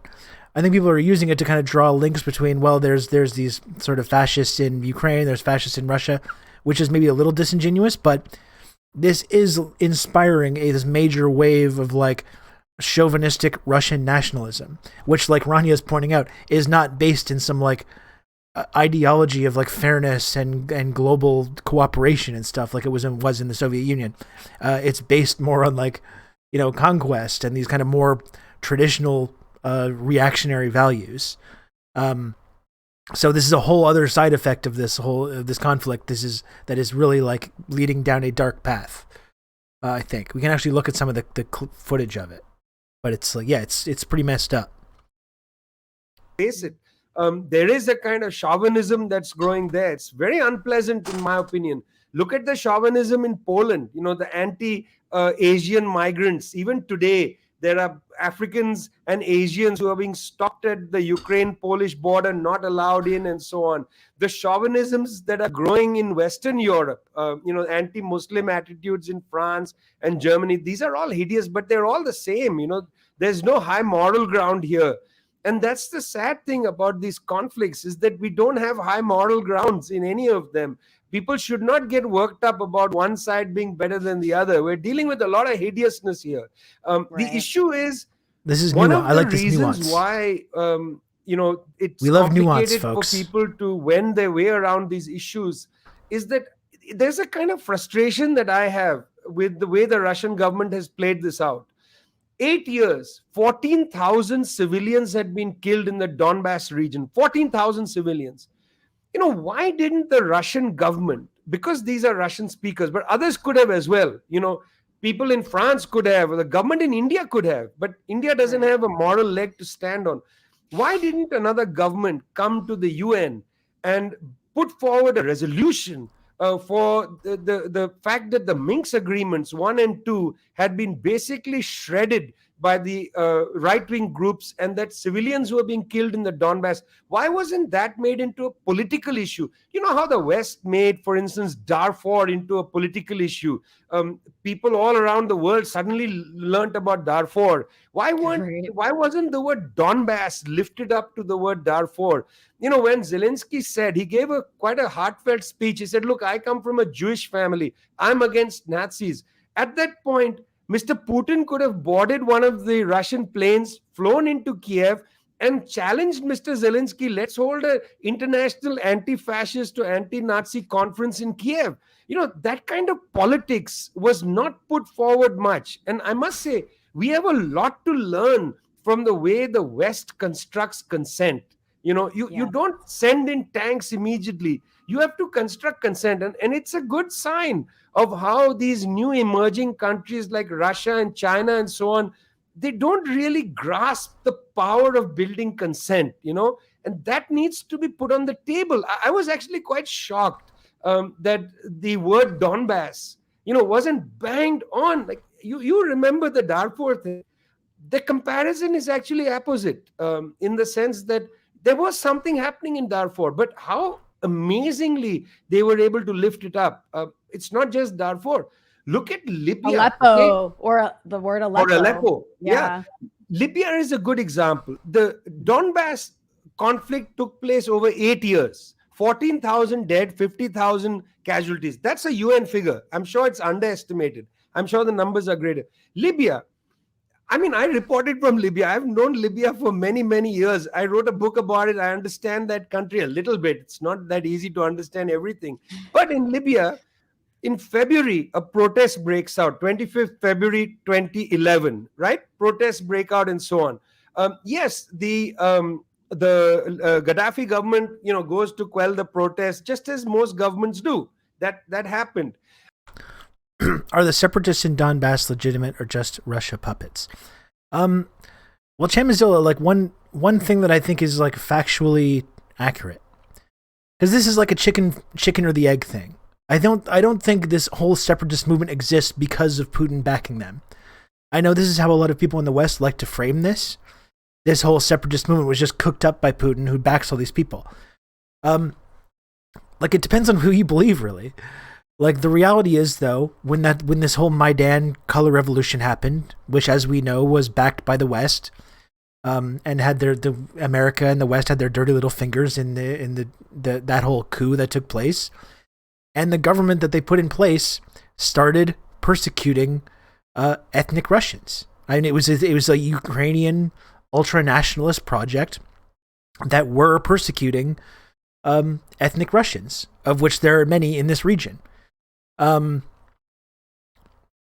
Through language laws, through a whole other way, a lot of other things. And there's footage actually of people, Ukrainian like nationalist politicians, talking about this region. I can probably pull it up right now, saying like, "Oh yeah, we're gonna have jobs. They're not gonna have jobs. I'll find this for you right now. I have this clip. This was a legitimate phenomenon. You had these Ukrainian nationalists that were persecuting ethnic Russians in eastern Ukraine. And I don't think they only started doing that because Putin bad. In my view, from what I understand about this conflict, this persecution started, then the rebellion started, then the conflict started, then Putin started getting involved. Okay? And I don't claim to have all the answers about this, but this was like, we can't ignore this basic context. The fact that after this new government, this ultranationalist government got put in place, this persecution of ethnic Russians in eastern Ukraine began. And everything kind of flows from that point. I'm trying to find this clip. I had a clip saved of this.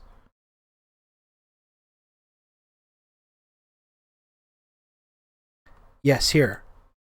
This is Ukraine's previous president, Poroshenko. Okay? Like, this was a very real phenomenon. Тому що у нас робота буде, у них немає.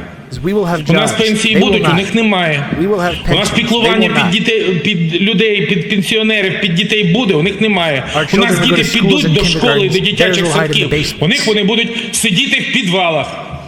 Бо вони нічого не вміють робити. І саме так ми виграємо цю війну.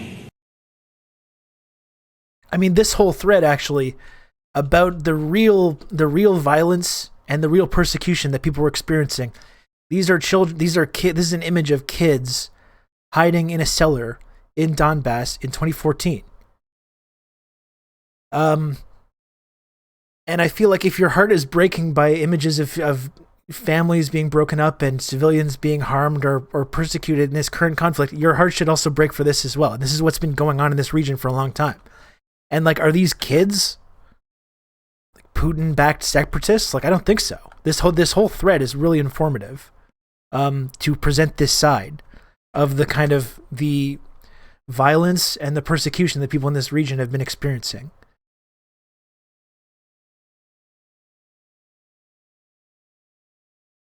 You can see the whole thread there. What's up, Lasu? Yeah. Yeah, and he was pressed to recognize Donetsk and Luhansk and as independent from the Communist Opposition Party. And like Ben said a moment ago as well, it's relevant that Russia's supporting their independence and not annexation. I think that is relevant. That he didn't just go in and be like, okay, well, you're part of Russia. You're part of Russia. I mean, he's supporting independence. And like I was saying yesterday, I think that's one of the heartbreaking elements of this invasion, not just the human cost that's being taken, that we're seeing in these cities that are being bombed and in the crimes that are inevitably committed in kind of a war like this. it feels sometimes like this is like making peace for this region less likely and not more likely, which is part of the really horrific. It's a really horrific aspect of all this. This thread, though, is very informative, though, to at least tell that side of the story about the people that have been persecuted and the people that have been suffering in this region now for 10 years. So that's the thing. The question is, like, are they just, was this whole insurgency was just cooked up by Russian influence? And I don't think that's true. I don't think that's true.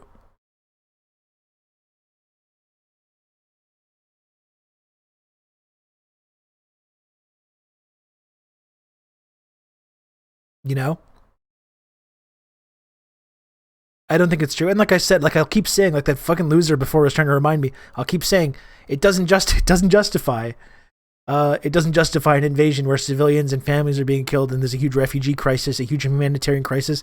It doesn't. But like we do need to remember that this violence didn't start last week, that it has been going on with full support of the West for the last 10 years.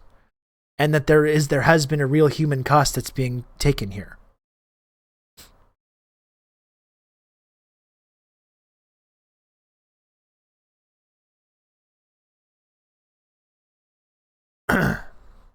But that's the question. I don't believe that this whole separatist movement was just cooked up by Russian influence. There was very real persecution that was going on. There's a very real, as a direct result of this Maidan coup that the West fully supported, that led to very real persecution of ethnic Russians in East Ukraine, which then drew Russia in. And you can see, like, when we see like Adam Schiff or like John McCain or Lindsey Graham talking about this, like that was part of why they did support this. So they could pull Russia into this conflict. Even though if you hear from these Western sources, they'll say, oh, we were just defending Ukraine from Russian aggression. But kind of depends on who you ask, doesn't it? Now let's get back to this. Mahmoud Jibril comes to Benghazi. Mahmoud Jibril, by the way, was the financial advisor of the then Sheikh or the Emir of Qatar's wife. An interesting character himself, used to work for Mr. Gaddafi. Mahmoud Jibril flies from Doha to Benghazi, arrives in Benghazi. He says, we are in a revolutionary situation. This is some guy, Rob Russo, some leftist based in Canada. I was turned on to this sick individual, and I found this. No. Stop it. Stop doing it.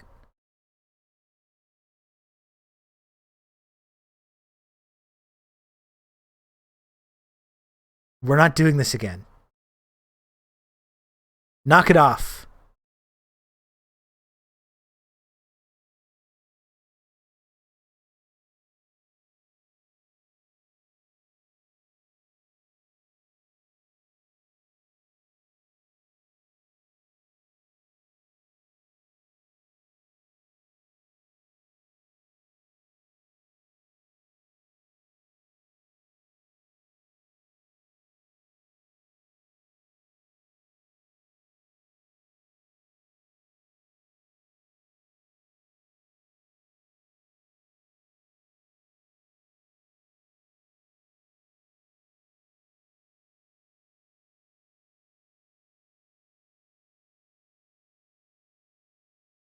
Okay, you're about finished? You simply use the computer to mark up the size of the account.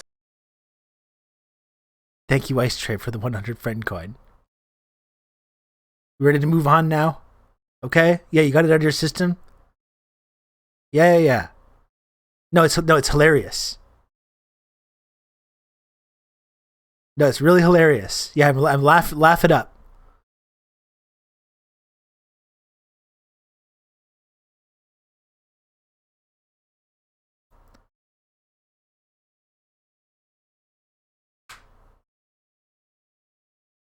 We simply use the computer to mark up the size of the account. Left FL1 candy liquor, left FL1 candy liquor, left FL1 candy liquor, left FL1 candy liquor. A hype train is close, it says. You can at least start a hype train if you're going to come here and be disruptive like this. Marcus. quote-unquote left flank vets.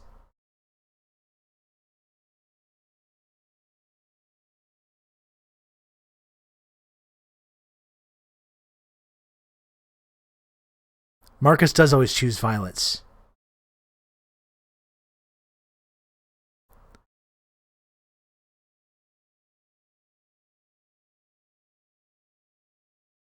You can count on me. You're going to have good old Rob to talk you through all this.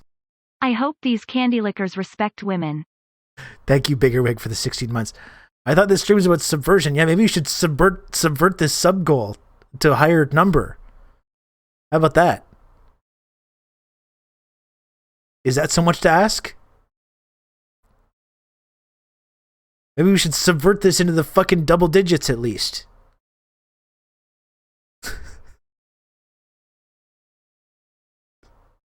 More like Putin flank vets. That's right. You can count on me. You're going to have good old Rob to talk you through all this. Sub goal to the moon? Lucian Gore, thank you very much for the 3 months of Prime. You can count on me. You're going to have good old Rob to talk you through all this.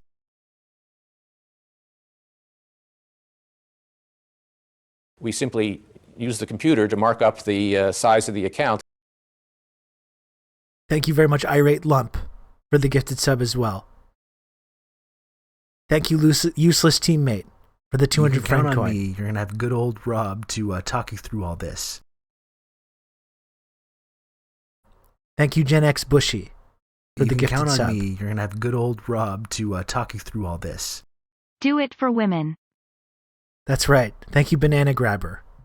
You can count on me. You're going to have good old Rob 4 months of tier 1. Talk you through all this.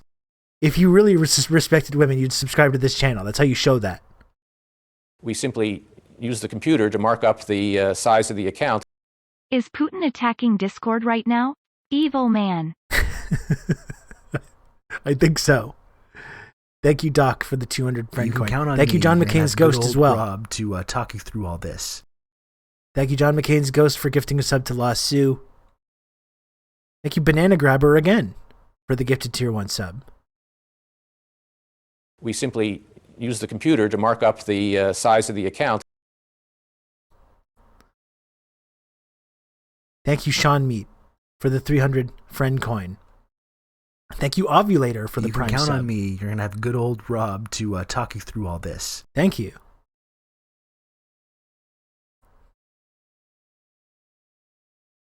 "10% of all proceeds go to women." Well, I mean, let's pump the brakes on that maybe a little bit, but we can certainly talk about that. We can talk about doing that. As a true leftist, I have no Twitch subs to give. That's okay. That's okay. 10 cents of all proceeds. Oh boy. I have no monies, but I can send you the NFTs I downloaded the other day. Well, that sounds great, actually. I'm trying to, you know how passionate I am about stacking apes. You can count on me. You're going to have good old Rob to talk you through all this.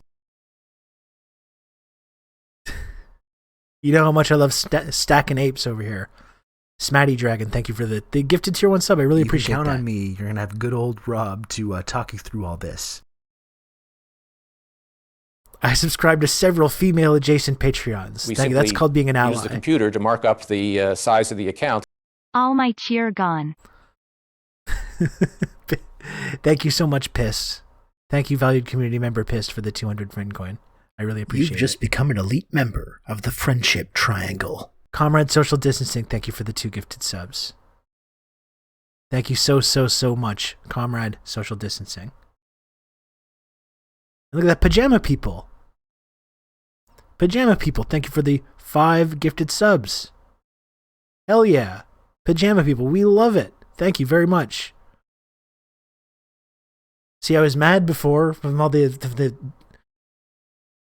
disruptions and the emotes, the officially banned emotes, which no one is respecting. Now I'm feeling a little bit better. Feeling a bit better here.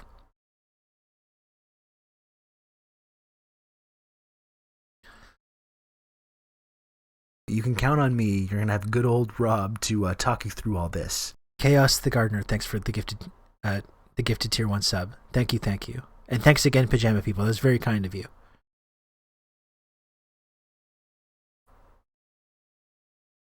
We simply use the computer to mark up the size of the account. Useless Teammate, thanks for the 100 friend coin. Hello, Vexing Thoughts. So we have been watching this clip. It's Vijay Prashad on Breakthrough News. Vijay Prashad talking to Rania Kalik about Russia-Ukraine. It's been a pretty interesting talk so far. We should get back to this. I did want to make time to watch Luna Oi's video,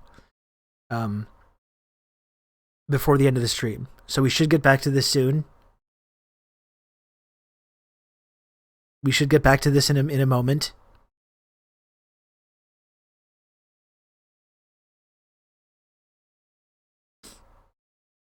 And I gotta let you know, folks, by the way, tomorrow, this stream, I usually start at noon Eastern. Tomorrow, I am starting the stream at 10 a.m. Eastern. I'm starting at 10 a.m. Eastern tomorrow, early stream, and I will be speaking to Carl Jha. Tomorrow at 10:30 Eastern, Carl Jha is going to be coming onto the stream. Very, very interesting dude. Has probably a whole lot of interesting stuff to say about not only Russia, Ukraine, but also China's role in kind of achieving a diplomatic solution to this. How this all fits into the greater context of the new Cold War, which Carl talks about a lot. Should be great stuff. So tomorrow, come back here, 10:30 Eastern. Carl Jha coming on the program.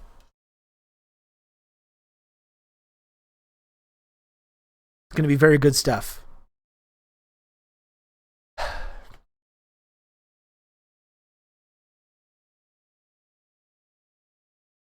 Jim Liminal, thank you for the 69 friend coin. Very nice. Also the sex number. I don't know if you're familiar with that. Yes, 10:30 a.m. Eastern Standard Time, the one true time zone.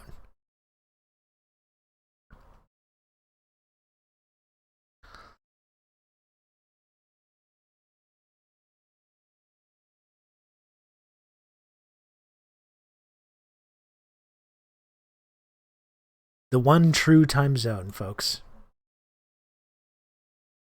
PST, not real. We got one more minute here. Can we finish this hype train? It's literally 69% of the way there. I know we can do this. I know we can finish this level 5. I fucking know it.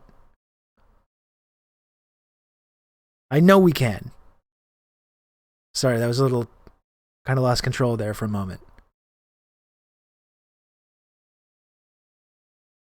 Kind of lost control. I apologize. There's so much hype that I'm just like, it's almost too much. Almost too much hype. We simply use the computer to mark up the size of the account. Rob, flashback to Canadian Junior All-Star Basketball. That's right. Thank you, Sean Meat, for the 100 friend coin. Rob, are you okay? You sound like you may have had 2 Diet Cokes today. You're going to have good old Rob to talk you through all this. I did have a Diet Dr. Pepper outrun, and then I've been working on this bad boy as well. So you're not wrong. You can count on me. You're going to have good old Rob to talk you through all this. Oh my goodness. Toilet Bowl Toots, thank you so much for the gifted sub. Use the computer to mark up the size of the account. Thank you for the gifted sub. Toilet Bowl Toots. Oh my gosh. We simply use the computer to mark up the size of the account. Losing track of all the hype. My goodness. We simply use the computer to mark up the size of the account. Candy liquors come through for you. TRRS Sankara left FL1 candy liquor. TRRS Sankara left FL1 candy liquor. You've just become an elite member of the Friendship Triangle. It is true. I guess I can't stay mad at you folks. I can't stay mad at the candy lickers. As much as I may want to. As much as I may want to. So Toilet Bowl Toots, thanks for gifting a sub. Thank you so much. Pissed. Valued community member Pissed. Thank you very much for the gifted sub as well to Vexing Thoughts. I really appreciate that, Pissed. Sophisticated Pills, cheered 100 friend coin. Thank you, Sophisticated Pills. Alana Nana, cheered 100 friend coin as well. Thank you, Alana. Cheeseburger Freedom Eagle, cheered 200 friend coin. Thank you, Cheeseburger Freedom Eagle. And thank you so much to Omni Romney for the 5 gifted tier 1 subs. Thank you so much to everybody. Omni Romney again. Very, very kind of you, the 5 gifted subs. I really, really appreciate it. Okay. Very good. Thank you very much, everyone. I really appreciate it. So let's continue watching this video. I got about probably about another 20, 30 minutes to watch this, and we're going to watch Luna Oi's video after. Okay? Thanks again, folks. I really appreciate it. I still don't really appreciate all the emotes and all that stuff. It's pretty frustrating and frankly kind of disrespectful as well, but I'll try to put that past me, and let's continue this video. Let's watch VJ for another 20, 30 minutes, and then we'll switch to Luna Oi's video on revolutionary Vietnamese women in the Vietnam War. Here we go. By the way, casualties, there was nothing at that time, nothing like 14,000, 50,000 casualties and so on. But they were able to get the West to, play this propaganda machine where they said there's going to be genocide in Eastern Libya. And then what did the West do? Went to the UN Security Council. And at the time, as I said already, even the Russians allowed and the Chinese abstained from that. They should have vetoed that resolution, 1973. They gave NATO permission to go in there and destroy the Libyan state and create what we see today. So what I'm saying is that was not done at all by the Russians. And to some extent, it's because the media is essentially controlled, dominated by the Western countries. Look how quickly they've been able to get rid of Russia TV. How quick. I would simply let women stream today, but that's just me. Well, I appreciate that, Jameson. I'll have you know, though, that I have agreed to donate 10 cents of all proceeds to women today. So I'll accept your apology anytime now. Quickly, they've been able to get rid of or delegitimize these media outlets. So the hold that the West has on the world's imagination, you got to really understand that. If we don't understand that, we don't understand culturally how we get swept into these conflicts as if suddenly the Ukraine conflict is our conflict. There are people in Burma, where there's the persecution of the Rohingya people in Burma with their Facebook profiles showing the Ukraine flag. I mean, it's amazing. What is going on in the world?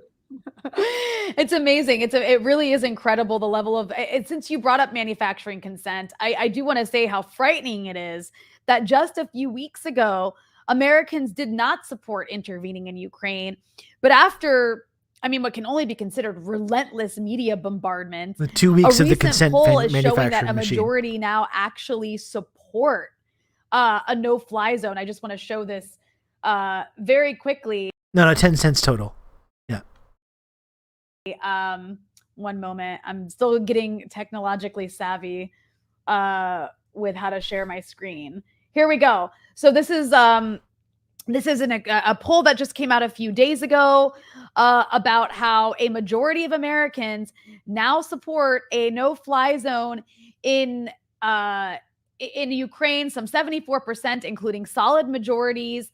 And a no-fly zone, of course, is just, as everyone knows, it's just this magic spell that you can cast that prevents planes from being able to fly. That's what people in the West think a no-fly zone means. I proclaim a no-fly zone, and they think you do that, and it has this mysterious effect of causing planes to not fly. But not quite accurate, though. Of Republicans and Democrats said that the U.S. Serious and its allies and euphemistic NATO language, should impose a no-fly zone in Ukraine. What I thought was so interesting about this poll, VJ, is that it also says it was not clear if respondents who supported a no-fly zone were fully aware of the risk of conflict.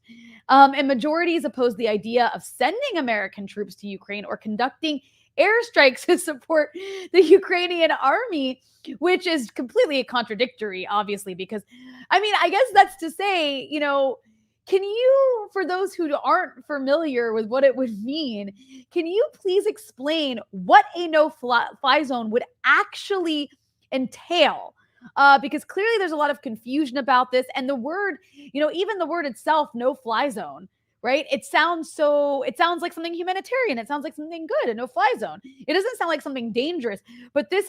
Yeah, and Red's scary. Like, to be fair, Americans think that because Hillary tried to sell a no-fly zone in Syria, like it was different from going to war there. That's right. Yeah. We just got to stop airplanes from flying there. How do we do that? You don't need to get into the details of how we do that. We power our no-fly zone with thoughts and prayers. That's right. Or Superman and the Marvel heroes all come in, create a giant laser box to prevent evildoers. That's right. That's what they think it is. It was funny all the different ways, like you mentioned it, Red Scary, that the Obama administration and Clinton and these types tried to like push war in Syria without like saying that's what it was. Right? Oh, we were talking about a no-fly zone. And no, we're not going to war in Ukraine. We're not going to war in Syria. We're just carrying out targeted drone strikes, and we've got different intelligence agencies arming and backing different extremist groups that are actually fighting each other.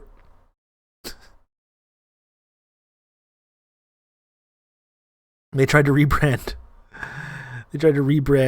war like Comcast did with Xfinity. Yeah, that's right.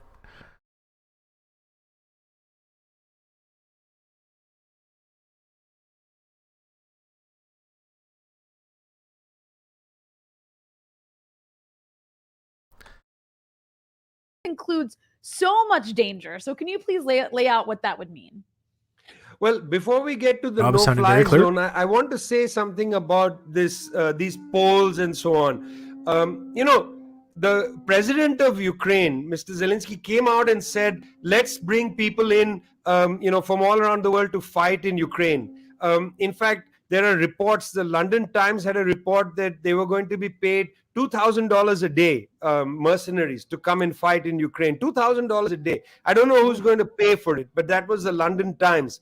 We know that in many places in Algeria and Senegal and so on, ambassadors were putting out calls for people on social media saying, come and fight in Ukraine. By the way, I just want to suggest to you a particular fact that I just talked about Senegal and Ukraine.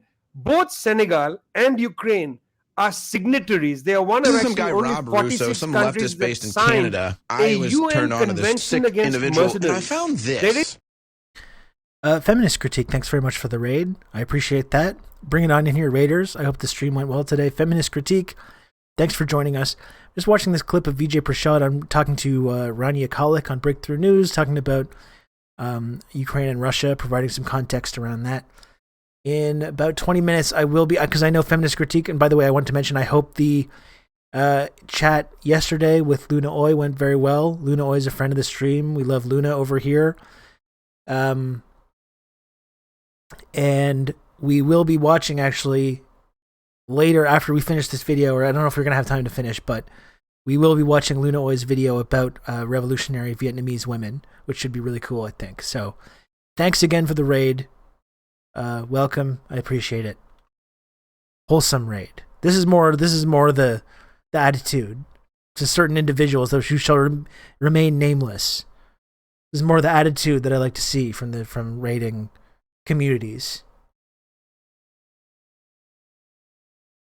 Is in fact, people may not know this, a United Nations Convention Against Mercenaries, and Ukraine is a signatory of the UN Convention Against Mercenaries. It has signed, it is international law as far as Ukraine is concerned. So the president of Ukraine, by calling for mercenaries to come in, is actually violating international law by itself. It's a bad idea to have mercenaries come into a country, especially people who don't have combat experience. There's a whole thing, because there's Canadians that are volunteering for Ukraine, and they're showing up in Ukraine, and they've got their own battalion. and people are actually making the connection with like the Spanish Civil War, and they're like, oh, it's just like the MacPap Battalion, it's just like the Mackenzie Papineau Battalion, these brave Canadians that are coming to fight on the side of peace and justice in Ukraine. And it's just like,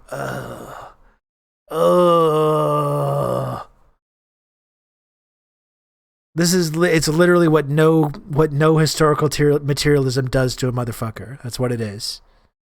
It's very fucking annoying.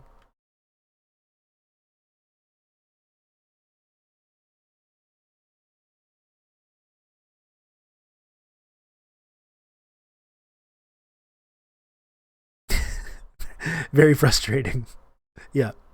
Blackwater in Fallujah, when shot up civilians and so on. These are people who are not trained like military. Now, I'm not saying the military is so well trained it doesn't kill civilians, okay? Because we have plenty of evidence of that. But this is even worse.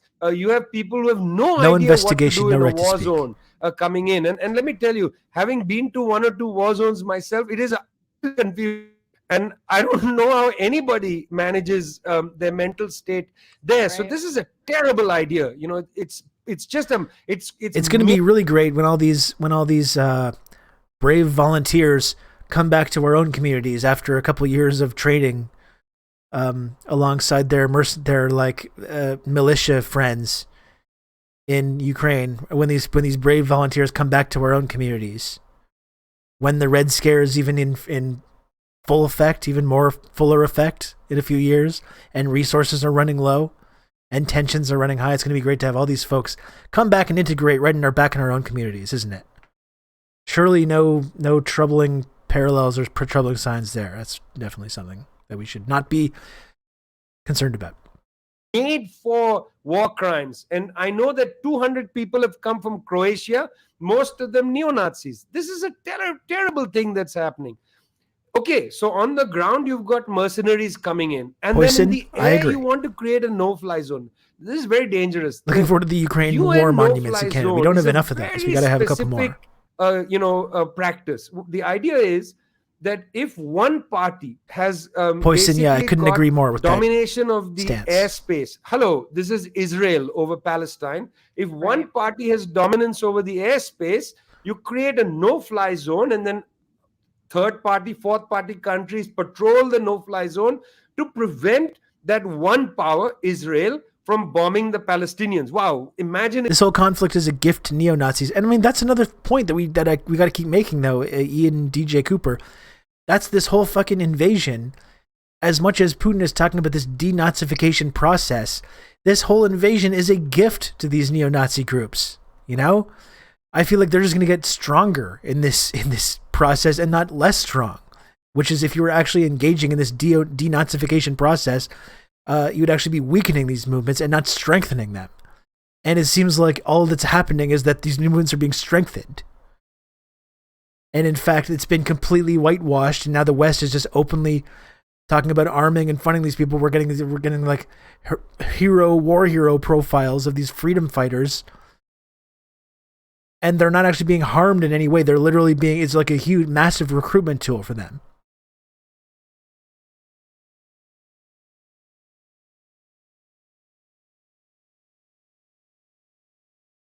It's really bad. It is really, really bad.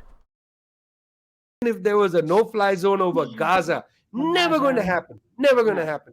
But that's the precise idea of the no-fly zone, is that you protect the civilian population because one party in a conflict has overwhelming power over the skies. That's basically the idea.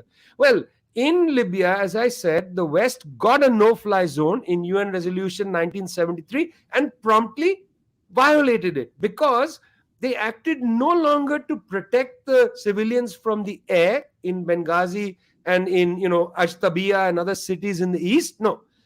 Also so strange how the ICC and international bodies and media and governments, none of them are talking about Ukrainian violations of international law and war crimes, despite all of them being unprecedentedly observant and accusatory of Russia. Well, that's the thing. It's like, this is the consensus that's emerging out of this conflict. Oh, all our disinformation, like I was saying earlier, all our disinformation experts are saying like, oh, actually some disinformation is good if you like the people that are doing it, It's actually not as black and white as we maybe had suggested before. Some disinformation is actually very good, and we should support it. Our professional anti-fascists are saying, actually, some fascists are not that bad. If they're fighting people you don't like, then it's not that big of a deal. Why are you focusing on this? And it's the same thing. Some war crimes are actually all right. If it's your allies that are committing the war crimes against people you don't like, then it's not a big deal. It's just this blatant kind of double standard that's emerging here. In all of these respects.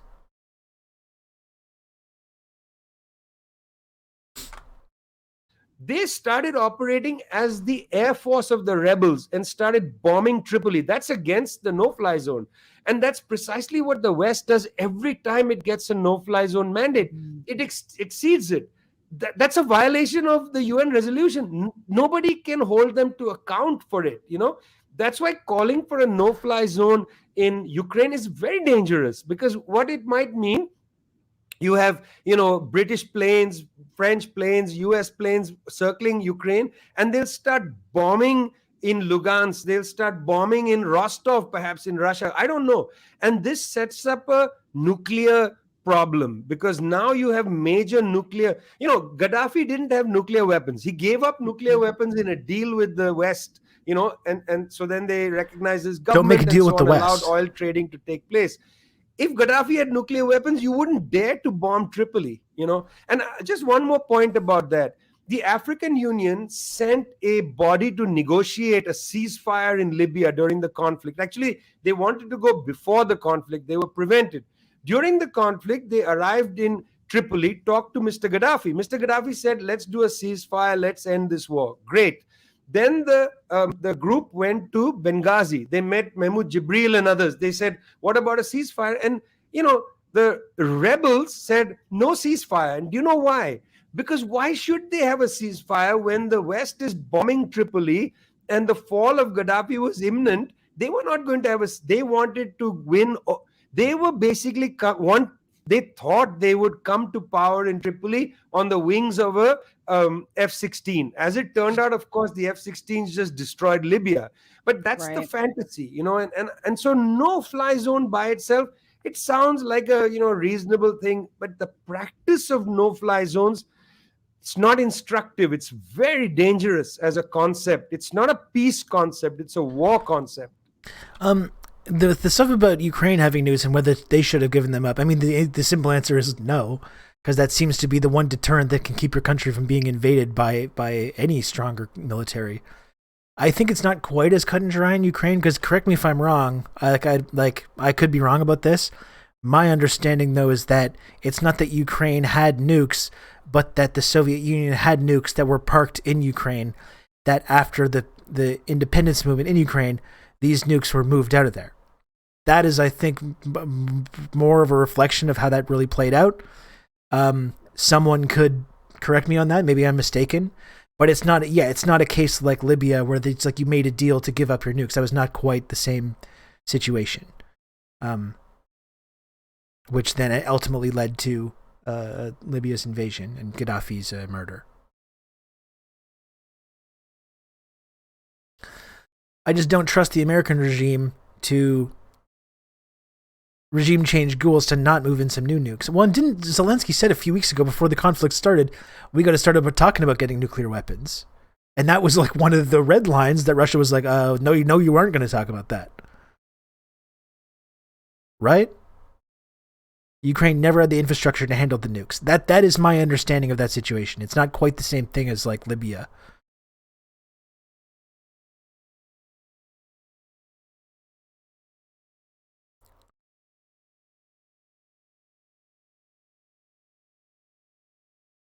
In this case, you would have potential confrontation between two nuclear armed states, which is so incredibly dangerous. And you mentioned the foreign fighters. I mean, thousands of these foreign fighters are flocking to Ukraine, and it's with the encouragement of Western governments and, of course, the facilitation of the Ukrainian leadership under Zelensky. And we know that the U.S. has already been arming neo-Nazi elements in Ukraine since 2014. And even if that is maybe slightly exaggerated by the Russian government, it's still a reality that mainstream media outlets in the capitalist countries have all reported on. And until recently, they had been totally honest about the fact. And of course, it makes sense because these people would probably make up a lot of these foreign fighters in this case, because who's the most ideologically motivated? People who have an ideology. And white nationalism, this sort of right-wing extremism, is quite a strong ideology. And we know already that far-right ideologues from the US and Europe have already spent time training with these people in Ukraine over the years. So you can only imagine like how many of these foreign fighters that are traveling to Ukraine are motivated by this ideology. And what's Say what you will about the tenets of important to national point out right now, and I socialism. want At to give least an it's example of this, is just how much, since we're talking about manufacturing consent, is just how much the media is not only playing into the encouragement of people. Yes, Doc, we need a Living Daylights or Rambo 3 version of the brave fighters of the Ukrainian rights sector. I'm sure we're going to get it. Give Hollywood 2 years, Doc. They're going to be all over this. We're going to get a big award-winning Netflix movie about the brave Ukrainian freedom fighters coming out very soon. I do not doubt it. By the way, Living Daylights, very underrated Bond film, Doc Hollywood. I don't know how you feel about this. I'm a Timothy Dalton Bond guy. Okay, that's my Bond. Timothy Dalton. I don't know if that's controversial. Fucking great Bond, though.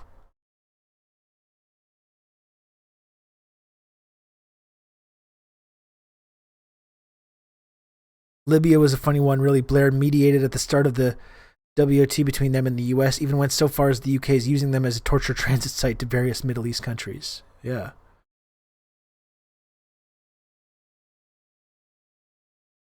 That is funny.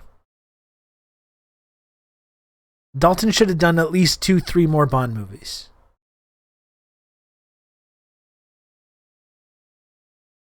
Going to fight and really glorifying, oh, there's 3,000, U.S. military veterans going to fight for freedom in Ukraine. They're also whitewashing and downplaying the far-right elements in this growing Ukrainian insurgency. And I want to play a clip. Even our professional anti-fascist friends are like, no, there's nothing to worry about. Why are you talking about this? Why are you focusing on this? People that like literally built huge brands and wrote books about being anti-fascist. They're like, why are you talking about this? Stop worrying about this. It's totally fine. Really fucking bizarre shit. This point. And I want those who are watching to focus on the blurred photo behind the Ukrainian mayor that's being interviewed in this clip. And also, of course, what he tells PBS. This is a clip from PBS that I'm going to play right now. So let's take a look. Artem, can you tell us what happened when Russian troops came into your office? They were demanding I recognize their authority and allow them to patrol the streets, dearm those who have weapons, and detain those who resist. In the end, I told them, just as Ukrainian soldiers told a Russian warship, go f*** yourself. The rejected Russians walked out holding grenades in their hands. Semenichin actually escorted them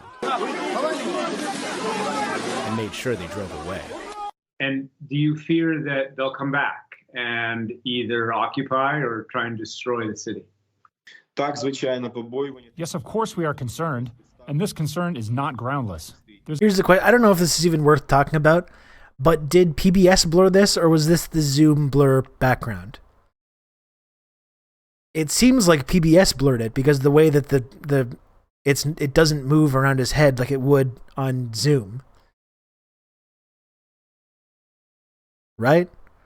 And again, Bandera, this is the reality. Bandera has become a hero to this segment of Ukrainian nationalists. Bandera, who was a fascist, who committed horrible crimes. He was an anti-Semite.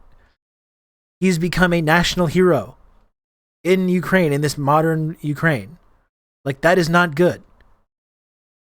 That is not good. You can acknowledge that while also acknowledging that not every single Ukraine is some like fucking frothing at the mouth neo-Nazi or fascist, but this is a very real phenomenon. This is really going on. We should not downplay this, regardless of our feelings on this invasion. We should not be pretending this is not happening. I actually have another example from the other day.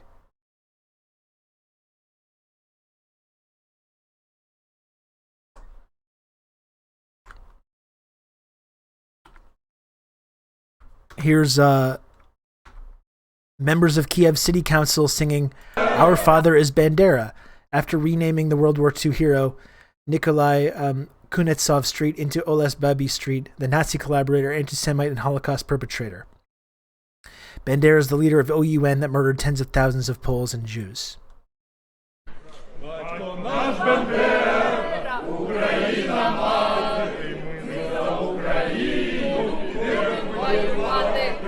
Слава Україні! Героям!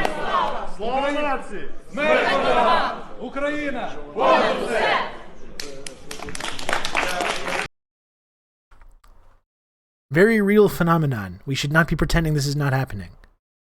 There's a big unit near our town, and using the weapons they have, they could destroy our town. But we are not afraid.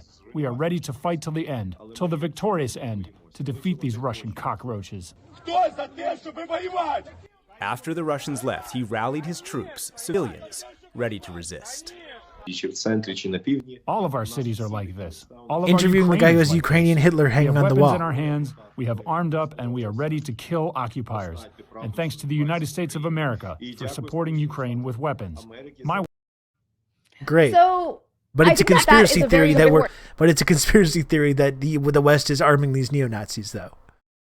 He's literally a Nazi interviewed on PBS going, "Thanks for the weapons. We appreciate it."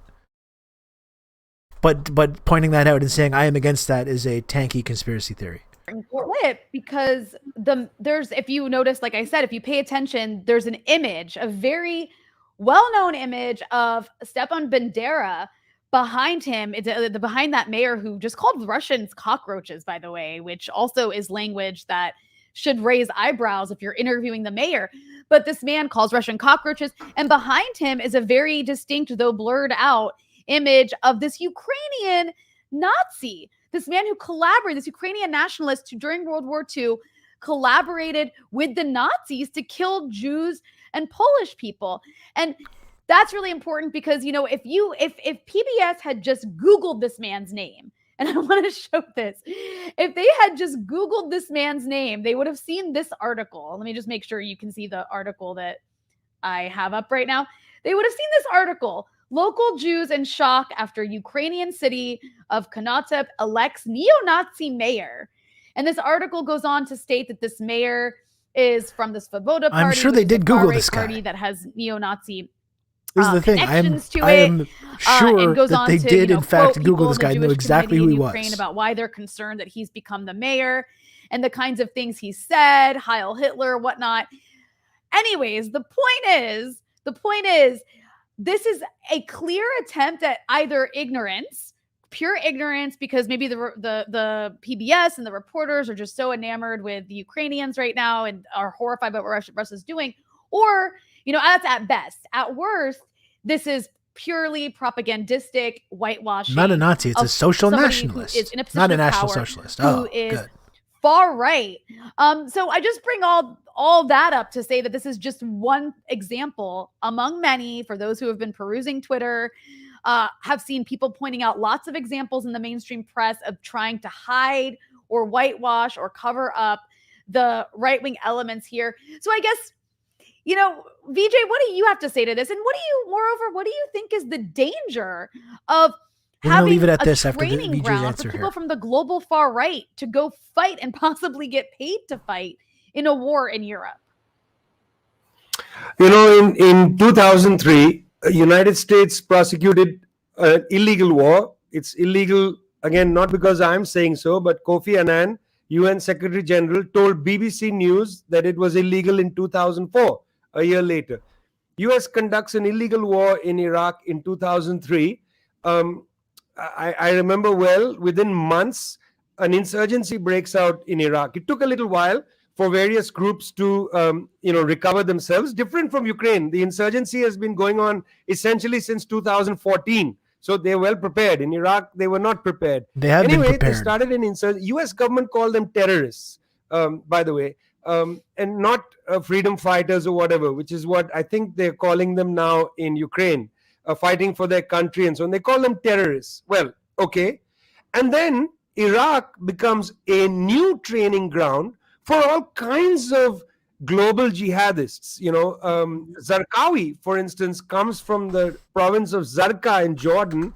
Abu Musab al-Zarqawi, you remember, will come to Iraq, set himself up, become the first major terrorist outside Afghanistan, trains a group of young people in the prisons, trains a group of young people out in Ramadi and just north of Baghdad and so on. Well, they got Zarqawi in a drone strike, but Zarqawi essentially was the official Ukraine Twitter of ISIS. account. I mean, from Zarqawi comes ISIS. Having there is a normal no ISIS one, without Zarqawi. Zarqawi is a product of the US war in Iraq. Well, let's flip the whole story. Ukraine could become essentially combination Afghanistan and Iraq for the neo-Nazis, because just like in Afghanistan, but actually more in Iraq. Is this the goal? This is the question. Case in Afghanistan, more in Iraq. Is this Iraq the whole point? Drew in all kinds of hardened jihadis, including, by the way, from Xinjiang. I saw them there. Then they end up going to Idlib and so on. Drew in people from all over. They were trained in Iraq in fighting the Americans alongside the Ba'ath, ex-demobilized Ba'ath fighters and so on. And then they spread to Libya. They go to Tunisia, to Algeria, and so on. Well, now imagine this. In comes a group of neo-Nazis to train with this fellow and his great support for Bandera. And shame on PBS, by the way, for a dishonest report there, because they should have talked about what is in fact on the record, that the man is a neo-Nazi. And when he uses the word cockroach, the reporter just sits there and doesn't say, excuse me, is that the way to talk about human beings? The reporter who's a liberal doesn't challenge, and then they say, state-affiliated news media. Come on, give me a break. That reporter from PBS doesn't have the guts to challenge a neo-Nazi. That's hardly reporting. You got to ask people, what do you... I mean, I reported from an Al-Qaeda camp in Syria, and I had an argument with the emir about why the Christians were apostates in his eyes. I was terrified they were going to kill me. Why they were so nice to me is that we shared a love for Hindi music. He wanted to sing some Hindi music songs to me and so on. But I'm not going to sit there and allow him to go on and on about, how the Christians are essentially below human and etc. I'm not saying I'm better than any other reporter, but it's shocking to have a PBS reporter with all the power of the US government behind him not challenge this fellow. Anyway, look, the KPU, Communist Party of Ukraine website was just taken down a few days ago, by the way. Well, they were banned from running in elections. They were banned from running in elections in this burgeoning Western-style liberal democracy, which we keep telling we keep telling ourselves that's what Ukraine is, which is not at all accurate. Formation of ISIS, you could see neo-Nazi groups go in there and train. My God, that's a nightmare. Because if you thought that it was bad having the jihadis go and create all kinds of trouble in Mali, in Algeria, all kinds of trouble, what they got up to after the training they received in Iraq. These people are all coming home back to our own communities. Borderlands and so on. Imagine what these fellows will do across Europe. If the Europeans are so worried about the French, that train bombings and so on, imagine what the neo-Nazis will do if they are trained in Ukraine and let loose. I mean, the United States and its allies better introspect. And look, we spent all day yesterday talking about this. Remember that clip, the news article from a few weeks before this invasion? Like, they've been preparing them for just this. They've been preparing them to create this exact kind of training ground. All these people that are now volunteering to go over there and fight and train in this region are going to be coming back to Canada. They're going to be coming back to the US, the UK, wherever they're from.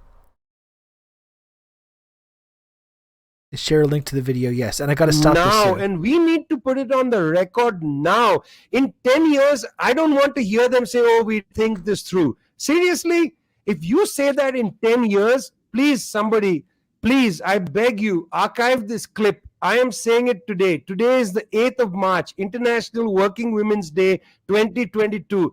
I am saying that in 10 years, if you have neo-Nazis streaming out of Ukraine, do not allow the Americans, the French, do not allow them to say, we did not anticipate this. Please save this clip. Save this clip as well. 9/11/2 Azov edition. It's almost fucking, it's inevitable. It's just fucking inevitable at this point. History repeating itself yet again. This has all happened before and it will all happen again.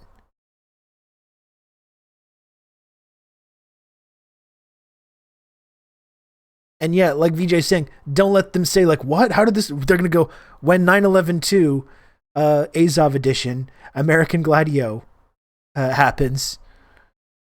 When 9/11/2 Azov edition happens, people are going to go, what? That's what they're going to say. What? Don't let them get away with this.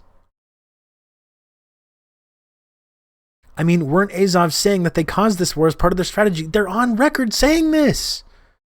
We watched this clip yesterday. The guy's literally saying, we started this war. We started this before the invasion happened. We're saying we started this war. It hasn't been seen. We're gonna use this to become way more powerful. They've been saying this. And yet, when 9/11/2 Azov edition happens, all these Westerners that are right now have Ukraine flags in their bio are going to go, what? It's so fucking predictable and it's so depressing in its predictability.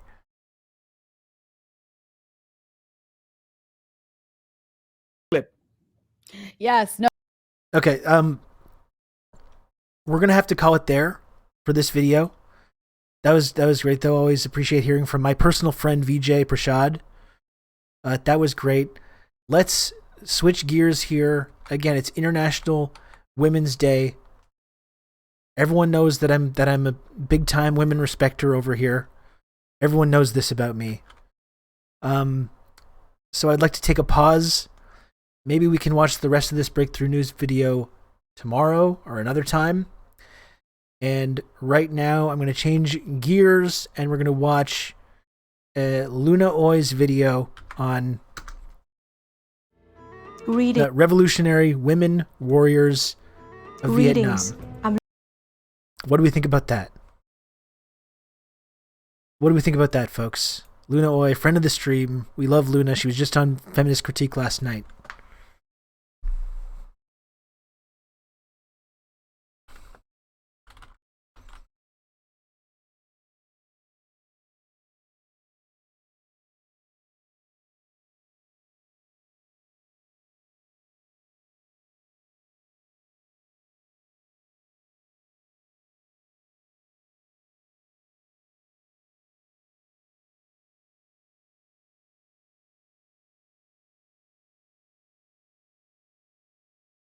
Okay, let's go. I want to make sure we have enough time to cover this. Luna, welcome back to Luna Ơi. Shh, I can't read the freaking teleprompter without my glasses. Alright, that's better. You're probably wondering what's up with Luna's amazing drip. Well, this is traditional Vietnamese costume from the 1800s. We call it Nhật Bình. I'm wearing this historical Vietnamese woman's clothing because today's video is all about historical Vietnamese women. We saw this earlier. Revolutionary Vietnamese women, to be precise, who fought for the liberation of our people going all the way back to ancient times. To the 20th century wartime period, foreigners mostly just know about Vietnam from our modern history, especially what you might know as the Vietnam War. But the truth is, Vietnam has been struggling for independence and self-determination for at least 2,000 years. And throughout our history, Vietnamese women have played a very important role in our struggle for independence and freedom. There are hundreds of famous Vietnamese women in our history, so many that it would be impossible to talk about them all in one single video. So today, we will just be talking about a small sampling of the most famous, most talented, and bravest Vietnamese women in our history. Number 1, Trung Trắc and Trung Nhi, the first. And by the way, if you want to see my interview with Luna Oi from a few months ago, it's on my YouTube channel. You can link it here. You can give it a like as well. You can give it a like if you want to. Really good talk with Luna about nationalism, imperialism, and land back from a few months ago. I'm actually wearing the same shirt in that video as I am currently wearing. It's kind of interesting. And also, if you're just joining us, if you're new to the channel and if you're a fan of Vijay Prashad, who we were just watching on Breakthrough News, here is my talk with Vijay Prashad, dropping that in the chat as well. If you want to check out those, make sure you subscribe to the YouTube channel where I do put up some of the content that we create over here on the show. Okay. Vietnamese women in our history. Number 1, Trưng Trắc and Trưng Nhị, the first queens of Vietnam. There are many versions of the story of Trưng Trắc and Trưng Nhị, also known as Hai Bà Trưng. But according to Đại Việt Sử Ký Toàn Thư, our oldest Vietnamese official history text, which was compiled by Vietnamese historians during the late dynasty in the 17th century, Trưng Trắc and Trưng Nhị were twins, and they were born in 1480. So I guess they were just a little bit younger than Jesus Christ. Throughout the ancient times of Vietnam, you don't like Luna, there was constant frig off. conflict between Chinese kings and our Vietnamese kings. Basically, the Chinese kings wanted Vietnamese kings to serve under them as vassals, while the Vietnamese resisted and fought for independence and self-determination.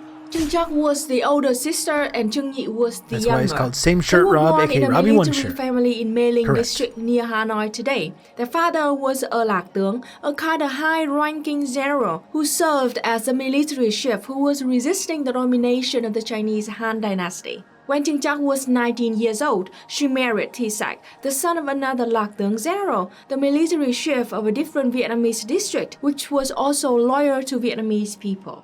Around that time, there was a Chinese general named Su Ding, who was sent to conquer Vietnam. Su Ding declared himself governor of Giao Chỉ, which was the Chinese name of Vietnam under the Han dynasty. Su Ding raised taxes and horribly exploited the Vietnamese people. The Vietnamese people waged a strong resistance against Governor Su Ding, and Trưng Trắc and her husband became important leaders of this resistance. Trưng Trắc and Thi Sac rose up and fought against the forces of Governor Su Ding. Unfortunately, Thi Sac was kidnapped and then executed by Su Ding. In the year 4080, Trưng Trắc, along with her sister Trưng Nhị, appeared to the Vietnamese people to stand up and fight against the enemy and declared independence for Vietnam. The Trưng sisters famously rode elephants into battle and fought personally against the Governor Su Ding's army. The revolution of the Trưng sisters was supported by many other ethnic minorities in Vietnam at that time. In fact, over 15 different ancient tribes of various ethnicities came together in an alliance which came to be known as the Viet people. This is the origin of the modern name Vietnam, and the first of many times that different ethnicities of our land would come together to fight for our collective freedom. At the end of the revolution, Trưng Trắc and Trưng Nhị successfully took control.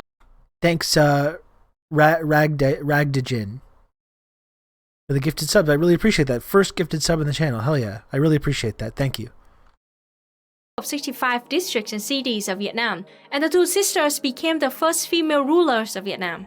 3 years after they became queens, in the year 4380, the Chinese Han dynasty sent a huge army to destroy our newly born queendom. Trưng Trắc and Trưng Nhị lost the fight, and to avoid being tortured by the enemy, they jumped into the Hát River when they were just 29 years old. Besides this official story of history, there are also many other versions of the stories about the Trưng sisters. One of the stories that I found very interesting says that the Trưng sisters were actually not related to each other. They found each other and became something like a lesbian couple. Thi Sac, husband of Trưng Trắc, was kidnapped, and Su Ding tried to use him as bait to force them to stop fighting. Trưng Trắc and Trưng Nhị refused this offer. According to this story, the Trưng sisters held a funeral for him before he even died, and right after that, the sisters started their resistance to stop Su Ding and won. This is just one of many legends and stories of the Trưng sisters, just like there are many variations of stories of ancient heroes in most civilizations.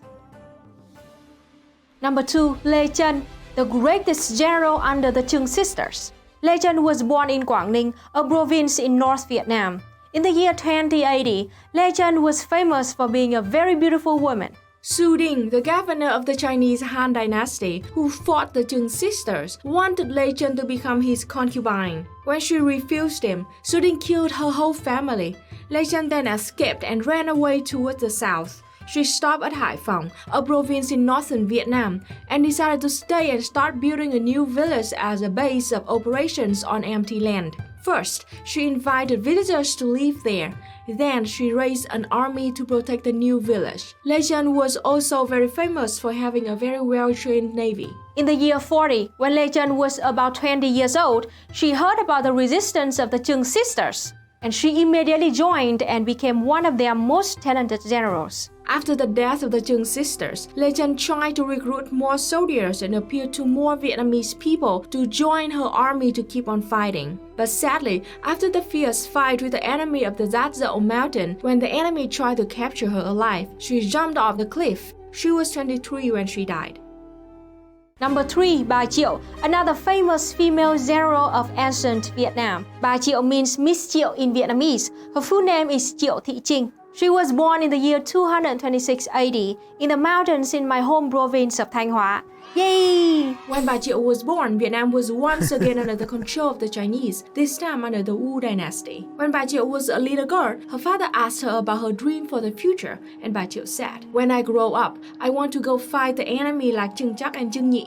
Bà Triệu grew to be strong, tall, and deep-throated, with a voice described as being like a drum and a bell. Her parents died when she was just a little girl, so Bà Triệu went to live with her older brother, who was the district chief of her hometown. After years of planning and preparing, Triệu and her brother decided to start a revolution to free the Vietnamese people. Her sister-in-law at that time found out about their secret plan and was going to go and report it to the local governor who worked for the Wu dynasty. But Triệu Thị Trinh immediately killed her sister-in-law before she could rat them out, and the siblings continued on with their plan. In the year 248, Triệu and her brother started their revolution with about 1,000 soldiers. Shortly after that, her brother got sick and died. All the soldiers chose her to be their next leader to fight against the Wu dynasty's army. Bà Triệu was also famous for riding elephants into battle, just like her heroes. The Chung sisters, Bà Triệu army had many victories against the Wu dynasty's army in a very short time. The king of the Wu dynasty at that time, Sun Chen, decided to send an army of 8,000 soldiers to suppress Bà Triệu revolution. She fought fiercely for 6 months but finally lost. Like the Chung sisters and Lê Chân, Bà Triệu also killed herself to avoid being captured by the enemy. This is the most famous quote of Bà Triệu when she started her resistance war. My one dream is to ride the strong wind, tread the fierce waves, kill the whale in the East Sea, regain the country, build independence and self-determination, destroy the yoke of slavery, and I will never stoop to be a concubine. Now let's take a look at some revolutionary Vietnamese women from more modern times. The first female newspaper editor in Vietnam, Sương Nguyệt Anh. Sương Nguyệt Anh was born in 1864. Her real name is Nguyễn Thị Khuê, and she was born in southern Vietnam. After her husband died, Sương Nguyệt Anh became a teacher in her village to earn a living. She wrote many poems under the pen name Nguyệt Anh. She also joined a revolutionary movement called Đông Du, which resisted French colonization during this time. In 1917, she was invited by many Vietnamese revolutionaries to be the editor-in-chief of the newspaper Nữ Giới Chung, meaning the Bell of Women. Nữ Giới Chung was the first newspaper to be run by women and for women in Vietnam. Aside from educating Vietnamese women on many topics such as agriculture and business, Nữ Giới Chung specifically tried to lift up the role of women in Vietnamese society. Sương Nguyệt Anh's newspaper was very influential at that time, which was why the French colonial government decided to shut it down after just 6 months. Sương Nguyệt Anh went back home after the French forced her to stop publishing. And after the death of her only daughter, she became totally blind. She went back to being a teacher and a doctor of Eastern medicine and died in the year 1923 in her hometown. French. I hear ya. The birth of communist movement in Vietnam in the 20th century opened a new chapter for the Vietnamese people, and especially for Vietnamese women. Sharing in the great design to defeat colonialism and imperialism, women were early founders of the communist movement in Vietnam. One of the early female communist revolutionists was Nguyễn Thị Minh Khai. Nguyễn Thị Minh Khai was born in 1910, and she was literally the very first female Vietnamese communist soldier.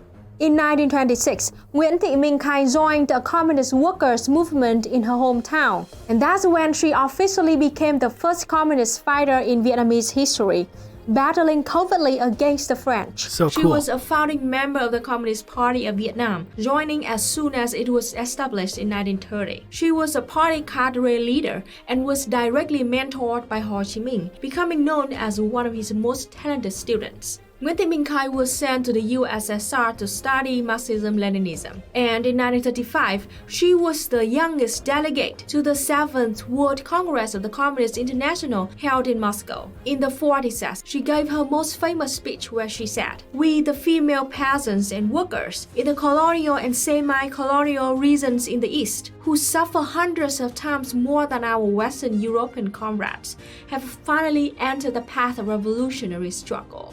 Nguyễn Thị Minh Khai was also the first Vietnamese youth delegate to attend the Youth International in 1935. As the first secretary of Saigon, she paid great attention to training cadres and educating workers in rural areas to build up revolutionary bases. I'm really grateful for Luna to focusing on this history as well. I don't think we hear enough about this. I mean, even if you consider yourself a socialist, a communist, a dialectical materialist, we don't, I think, and maybe this is projection because I certainly don't. I don't think we learn enough about these figures beyond the very surface level elements, right? And I'm really grateful for Luna for helping us educate us on this kind of stuff. Like we can come up with this idea and talk about the women that were involved in the revolutionary movement against the French and against the Americans. We don't talk enough about the women who are like building blocks for this movement, though, right? We need to uphold Ho Chi Minh thought, of course, but we also can remember that Ho Chi Minh was not exclusively creating these movements or building these entire movements single-handedly. I really appreciate Luna educating us on women that were deeply involved in building these struggles and building these movements from the ground up. We can uphold the Vietnamese women that participated in this armed struggle. There's amazing images of like Vietnamese women holding American pilots like John McCain at gunpoint after crashing their planes. We don't know enough about them, though. We don't know enough about them, and we definitely don't know enough about the women who were central to these movements being created and built up. So thank you, Luna, for educating us on this. In 1940, Nguyễn Thị Minh Khai was arrested by the French colonial government. In front of the courthouse, she turned to her compatriots and bade them farewell with words deep from her heart. "What we do is just, because we want our country to be independent and our people to be well-fed, so we make revolution. Very funny, Dolokhov. We have not committed any crime. Dear compatriots, we must destroy imperialism and feudalism in order to live a happy life." On August 28, 1941, she was brought to a hill to be executed, along with other Vietnamese communists. Mactan SC, thank you very much for the 4 months of Tier 1. Thank you so much. Standing on the high hill, she snatched the black blindfold from her eyes, threw it away, and said loudly, "Dear compatriots, we must destroy the feudal empire in order to live a happy life. Long live the Chinese Communist Party. Long live the Vietnamese Revolution." Like I was saying before, too, when we watched, Brother Malcolm X, it's easy to say, like, oh yeah, give me liberty or give me death. Right? It's very easy to say the words. It's much, much more difficult to live by that ethos. And I'm always really, really inspired hearing people that lived and died by that. Good old Rob to talk you through all this. Thanks for gifting a sub, Tiniest Boop. To Free Finch. Thank you very much, Tiniest Boop. I really appreciate that. Thank you. Revolution. And now I'm reading Angela Davis's Women, Race, and Class this week, and she brings up that many early strikes and walkouts were done by women who worked in textile mills. Revolutionary and labor history is women's history. Amazing, Red Scary. Yeah, very true. And in all honesty, this is a moment of self-criticism for me. We joke about, Rob's misogynist, whatever, Rob respects women, blah, blah, blah. It's kind of a meme. You all know that I do respect women. That's not just a joke. I have not done nearly enough work to educate myself about this history. And that's just the reality. That's a self-criticism moment for me. That is something that I do need to change, and I do need to work on that to have a more fuller picture of these kinds of contributions. So self-crit moment, that's all of us, I think. Yeah, it is. It is. We all need to do more to understand this history. Because it's very easy, even if you have good intentions, to have a sort of chauvinistic view of history. And that's something that we should work on. Now, allow me to introduce the brave guerrilla, the iconic mother of Vietnam, Võ Thị Sáu. Võ Thị Sáu was born in 1933 in southern Vietnam to a very poor family. She and her brothers joined the communist movement when they were very young. From 1947 to 1949, as a young teenager, she became an assassin, primarily using grenades to kill French soldiers and their collaborators. In 1949, she was caught and arrested by the French colonial government while on a mission. She was moved to 3 different prisons in this 1 year and was horribly tortured. Communist lawyers trying to protect her from execution because at that time she was not even 18 years old. But the French military court showed no mercy and they still gave her the death sentence. This decision led to strong public opposition in both Vietnam and France. The public outcry was so strong, in fact, that the French colonial government could not execute her right away. Instead, they waited for 2 more years. In January 1952, when she turned 18, she was secretly moved to Gold Island, one of the worst prisons for communists in human history. Here, the French colonial government shot her to death. According to witnesses, when they brought Võ Thị Sáu out from her cell for execution early in the morning, every single prisoner stood up and demanded that they stop her execution.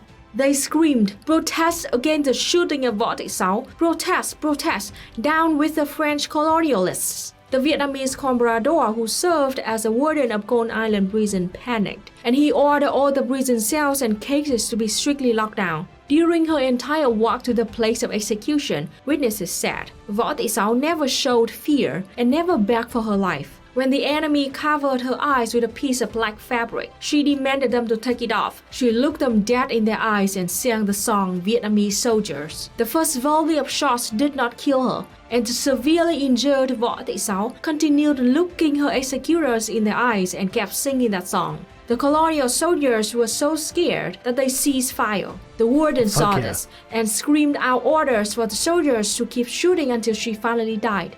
We have many songs and poems about her, and in 1996, Vietnam made a movie called The Girl from the Red Dirt about her to honor her sacrifices for Vietnam and for communism. Her death became a symbol of the bravery of Vietnamese people in general and Vietnamese women in particular.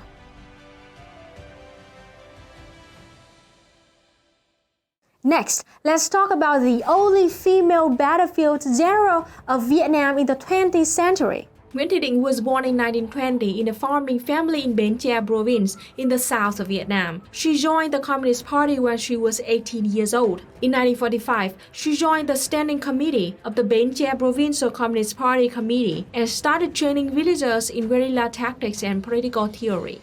In 1959, Nguyễn Thị Định, along with many other communist fighters, led the Đồng Khởi uprising in her hometown, Bến Tre. At first, their goal was to launch a week-long campaign for all people to rise up together to eliminate the thugs of the US-backed puppet regime, break the oppression, liberate the countryside, and take back the farmland. The movement received massive support from millions of southern Vietnamese people, as many other provinces also came to join the Đồng Khởi uprising. The Đồng Khởi uprising ended successfully in the 1960s, despite many attempts to shut it down from the southern fascist puppet regime led by Ngô Đình Diệm. Đồng Khởi was the cornerstone for the foundation of the National Liberation Front of Vietnam, and Nguyễn Thị Định became a founding leader of the NLF, which was the main organ of the... I try to put myself in the shoes of some of these figures. You know, it's easy. Again, it's easy to style yourself as some kind of revolutionary when you're sitting in your basement very comfortably And I just try to put myself in the shoes of people that have been in these kind of situations. More likely what I would be doing in that case is just like, just like blubbering, just like a child. That's probably more like what I would be doing in that situation. It's incredibly inspiring to hear about people, women and men, like anyone that was put in these situations and displayed such amazing like bravery and just the selflessness. You know, we need to learn about this in the West. This is imperial core woes. This is it. We grow up in the fucking lap of luxury with all the spoils of colonialism and imperialism. Or the 17-year-old girl who refused to rat out her comrades when they hung her, and she said, "They'll come avenge me and kill you all." Hell yeah. I'd just be crying. Just embarrassing myself. I would sell you all out in a heartbeat. I'm sorry to say. They would give us lists. Give us lists of all the people in your community. And I'd be like, here it is. I have already prepared it for you. Here. Just take it.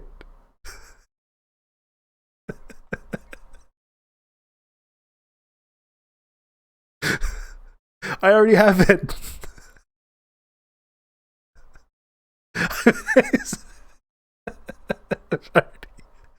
I've already taken a highlighter to all the important names. There's a whole hierarchy in place. It's color-coded. It's color-coded.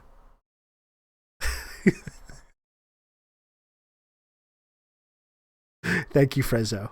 Thanks for stopping by. I'm just kidding, folks. Just kidding. I would never sell you out. I would never sell you out. Never do that. Creates elaborate psych profiles of all his chat. I have all their weaknesses. I have all their weaknesses outlined here.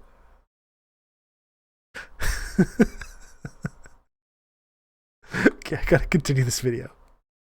Communist resistance in southern Vietnam. Just joking. Also was the leader of one of Vietnam's most unique armies, the Long Hair Army, an army of 5,000 Vietnamese women. Throughout the 1960s, the Long Hair Army of Nguyễn Thị Định played a vital role in the National Liberation Front of Vietnam. They worked both on the battlefield and in the rear. These mighty women developed their own tactics that have never been discussed or written about in any literature. In 1965, she became the deputy commander of the Armed Forces for the Liberation of the South. She became well known and well loved for being gentle, harmonious, and an extremely talented military commander. In August 1970, the Black Panther Party in the U.S. sent letters to the National Liberation Front of Vietnam to offer help and support. Nguyễn Thị Định was the one chosen to correspond with the Black Panther Party. You have highly appreciated the close relation between our both uncompromising struggles against U.S. imperialism, our common enemy. It is well known now that the U.S. government is the most warlike, not only oppresses and exploits the American people, especially the black and the colored ones, but also oppresses and exploits various people the world over by all means, irrespective of morality and justice, which they deprive by the most barbarous ways, including genocide, as they have acted for years in South Vietnam. In 1974, she was promoted to become a Major General of the Vietnam People's Army, and she became the Deputy Commander of the Ho Chi Minh Campaign, which was the last campaign which led directly to the victory of Vietnam against the imperialists. Yeah, we need international solidarity. The enemy will freak out seeing our connections and attempts. Although you see, once the propaganda gets dialed up, how many people are like, yeah, I'm an internationalist, but we got to support NATO at this moment. NATO. Don't say anything about NATO. That shows how deep these roots go. USA and its puppet government in 1975. In 1976, she became the first vice president of Vietnam and the president of the Vietnam Women's Union, holding both positions until 1980. There's also amazing stuff in there's also some amazing stuff in Jakarta Method about the importance of these women's groups in Indonesia as well.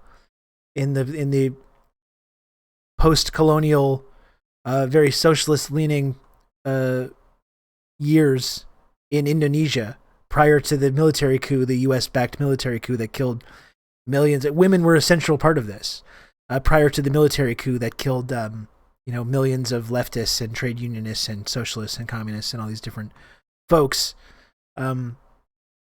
Women's rights were a huge part of that in these women's groups. And in fact, the military junta demagogued against these women's groups and literally demonized them and suggested that they were somehow like devil worshipping succubi who were like trying to destroy society. That was a central part of the black propaganda which the CIA contributed to in Indonesia, scapegoating these women's revolutionary groups in Indonesia.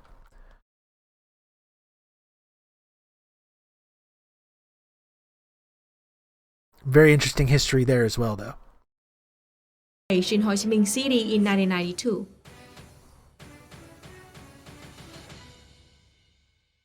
Next, let's admire the most beautiful communist smile of Vietnam.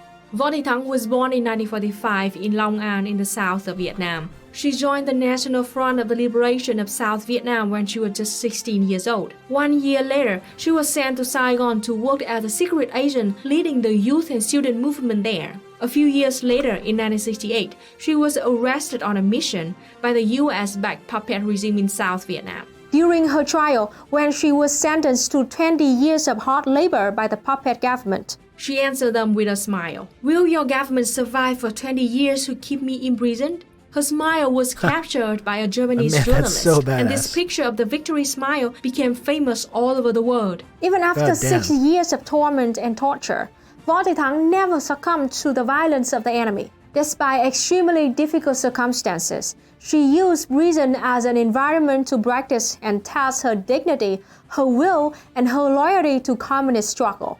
By March 1973, in accordance with the Paris Agreement, the enemy had to return all imprisoned revolutionary soldiers. When she was released from prison, she still held her head high with the posture of a winner. In 1975, after Vietnam won our independence, Võ Thị Thắng was voted to be a national representative. She then became the Director General of the Vietnam National Administration of Tourism, Chairman of the Vietnam-Cuba Friendship Association, and Vice President of Vietnam Women's Union, working side by side with our beloved female General Nguyễn Thị Định. Võ Thị Thắng died in 2014. Fun fact about Võ Thị Thắng, her name in Vietnamese is Thắng, which literally means victory.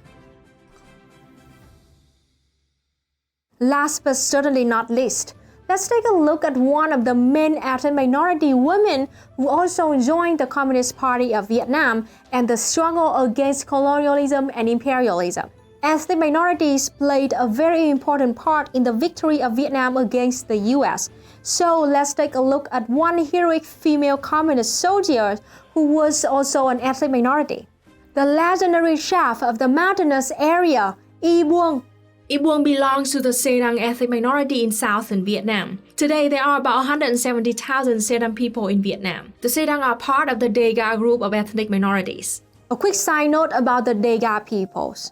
When Vietnam was still under the French colonialism, the French colonialists lumped all the different ethnic minorities living in the central of Vietnam together and called them the Montagnard, which is a French word meaning mountainous people. This is a racist name that came from colonial times, so I really discourage you from using this name, even though it's commonly used in the West. Instead, I suggest you to use the name Dega to refer to these peoples, because that's the term which those ethnic minorities use to refer to themselves. Anyway, back to the main story. Y Buông was born in 1946 in Con Tum province in the south of Vietnam. She joined our communist movement from a very young age. She started as a courier for communist guerrillas in her village when she was 13 years old. From 1962 until 1972, she worked as a chef for Battalion 304. To have enough food for her comrades, she usually had to go out in the jungle to gather wild vegetables and to catch crabs, fish, and snails. She also had her own farm and donated all of the food she raised to the battalion. This is the iron pot that she always brought with her whenever her battalion moved to a new base. Not only did Y Buông cook for the whole battalion, she also joined in the fighting many times. One time when all other soldiers went out to bring back a delivery of rice, only Y Buông and one other soldier with 3 injuries were left home at the base. Suddenly, an enemy team of 10 soldiers attacked her base. Y Buông immediately picked up a gun and some grenades to fight back. She killed 4 enemies in that fight.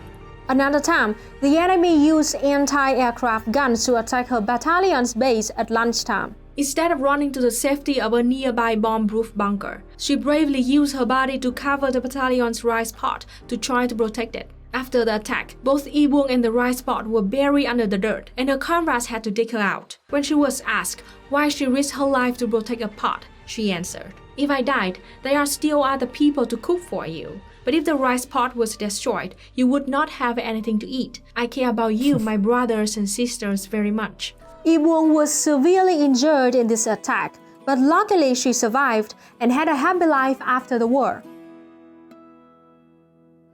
Now let's take a look at one more ethnic minority woman who fought fiercely during the war against the Americans. Hồ Thị Đơm, originally born as Can Đơm, was born in 1940 in Thừa Thiên Huế province. She is a Paco ethnic minority. Paco is an ethnic minority in Vietnam that has a population of about 52,000 people. They have a very unique culture and language. Hồ Thị Đơm joined the communist movement when she was just 15 years old, and when she turned 19, she officially became a guerrilla fighter. She was extremely brave and talented in guerrilla tactics. According to the book Ethnic Minority Heroes and Heroines of Vietnam, published in 2016, Hồ Thị Đơm commanded 316 battles. In just 7 of her most successful battles, her forces killed 355 enemies in total. In her entire military career, Hồ Thị Đơm herself killed 716 enemies, including 47 US troops and US allies. She also shot down 2 US helicopters and captured 25 enemy guns, as well as lots of other military supplies. There are many stories of Hồ Thị Đơm, but this one of the most spectacular. On April 3, 1969, Hồ Thị Đơm led a team of 4 other guerrillas who were assigned to attack an entire military company which was positioned in the Arbia fortification. The enemy were equipped with helicopters, airplanes, and artillery at that base. Hồ Thị Đơm and her guerrilla team fought fiercely for a day and managed to kill 51 enemies. They also seized 8 guns and many other military supplies and shot down 2 helicopters. Hồ Thị Đơm herself killed 17 enemy troops in this single fight. God damn. The reason we call her Hồ Thị Đơm today is because Ho Chi Minh respected her so much that he granted her his own name, which was his way of personally acknowledging her as his own family member. There are thousands and thousands more women who fought and struggled throughout our history for freedom and independence. In fact, almost every family in Vietnam has women who fought and struggled for our liberation. Like my aunt, who helped clear landmines after the war, and even my mom, who was one of the toughest farmers in the village in the post-war period. You can hear her own story in her own words in this video, linked in the description. I have so many more stories to tell you about brilliant, strong and brave Vietnamese women that I want to share with you, especially because Western media outlets have, for decades, been pushing the narrative that women did not play an important role in our revolutionary struggle, and that we just use stories like these for propaganda. This narrative is extremely racist and sexist, and it also undermines the true strength of Vietnamese people in general and Vietnamese women in particular. The truth is that women have been vital for thousands of years in our struggle for independence and freedom. I will tell a lot more stories like these in the future, so I hope you will subscribe. In the meantime, this is my advice for you.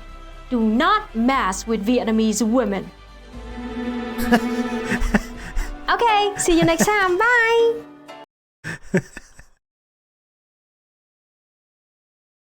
Subscribe to, if you're not subscribed to Luna's channel, please subscribe to Luna's channel. That was a wonderful video. I really appreciated that. Again, I really appreciate that Luna educates us on this history. We don't do enough to learn about this history. I do not do enough to learn about this history. I can openly admit that. I'm gonna do better. Thanks again to Luna for the great content. I gotta go, folks. I gotta go pick up my kid at school. What's going on down here, though? Look at this. You see this?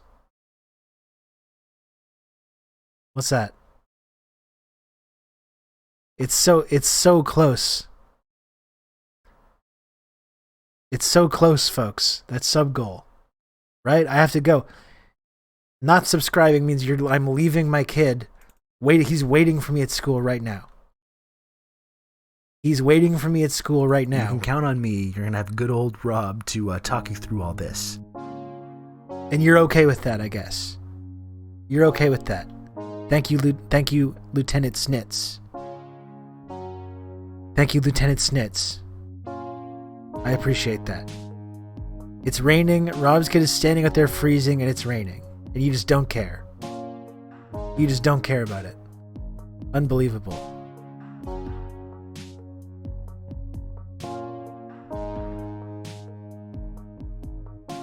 Rob will just abandon his child if he has no slubs. I mean, what else am I supposed to do?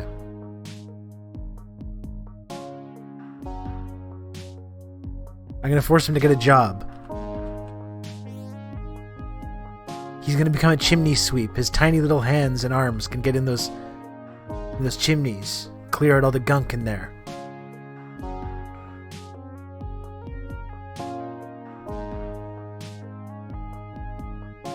Right?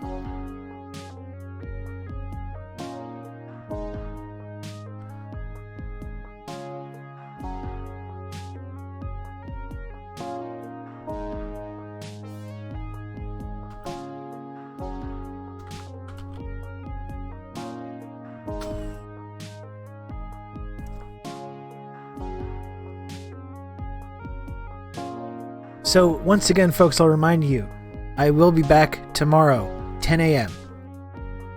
I'll be back tomorrow, 10 a.m. Eastern Standard Time. Carl Jha coming on the program, 10:30. 10:30 Eastern, okay? Carl Jha. Gonna be a very good conversation. I'm really looking forward to it.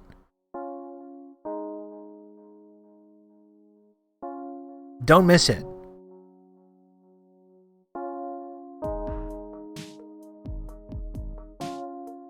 It's going to be wonderful. Just one last time, can you remind us of your position on Putin? He's bad. He's bad, folks. Don't like the guy. Don't like him. In case anyone was confused about some of my earlier comments. I know it's very confusing for some people. It's very difficult for some people to wrap their minds around this. Jesse, hi from Texas. Hello, Jesse. Why are you justifying Putin right now? God damn it.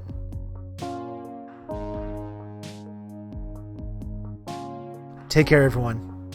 I'll talk to you tomorrow. 10 o'clock Eastern Standard Time. Don't miss it. Don't.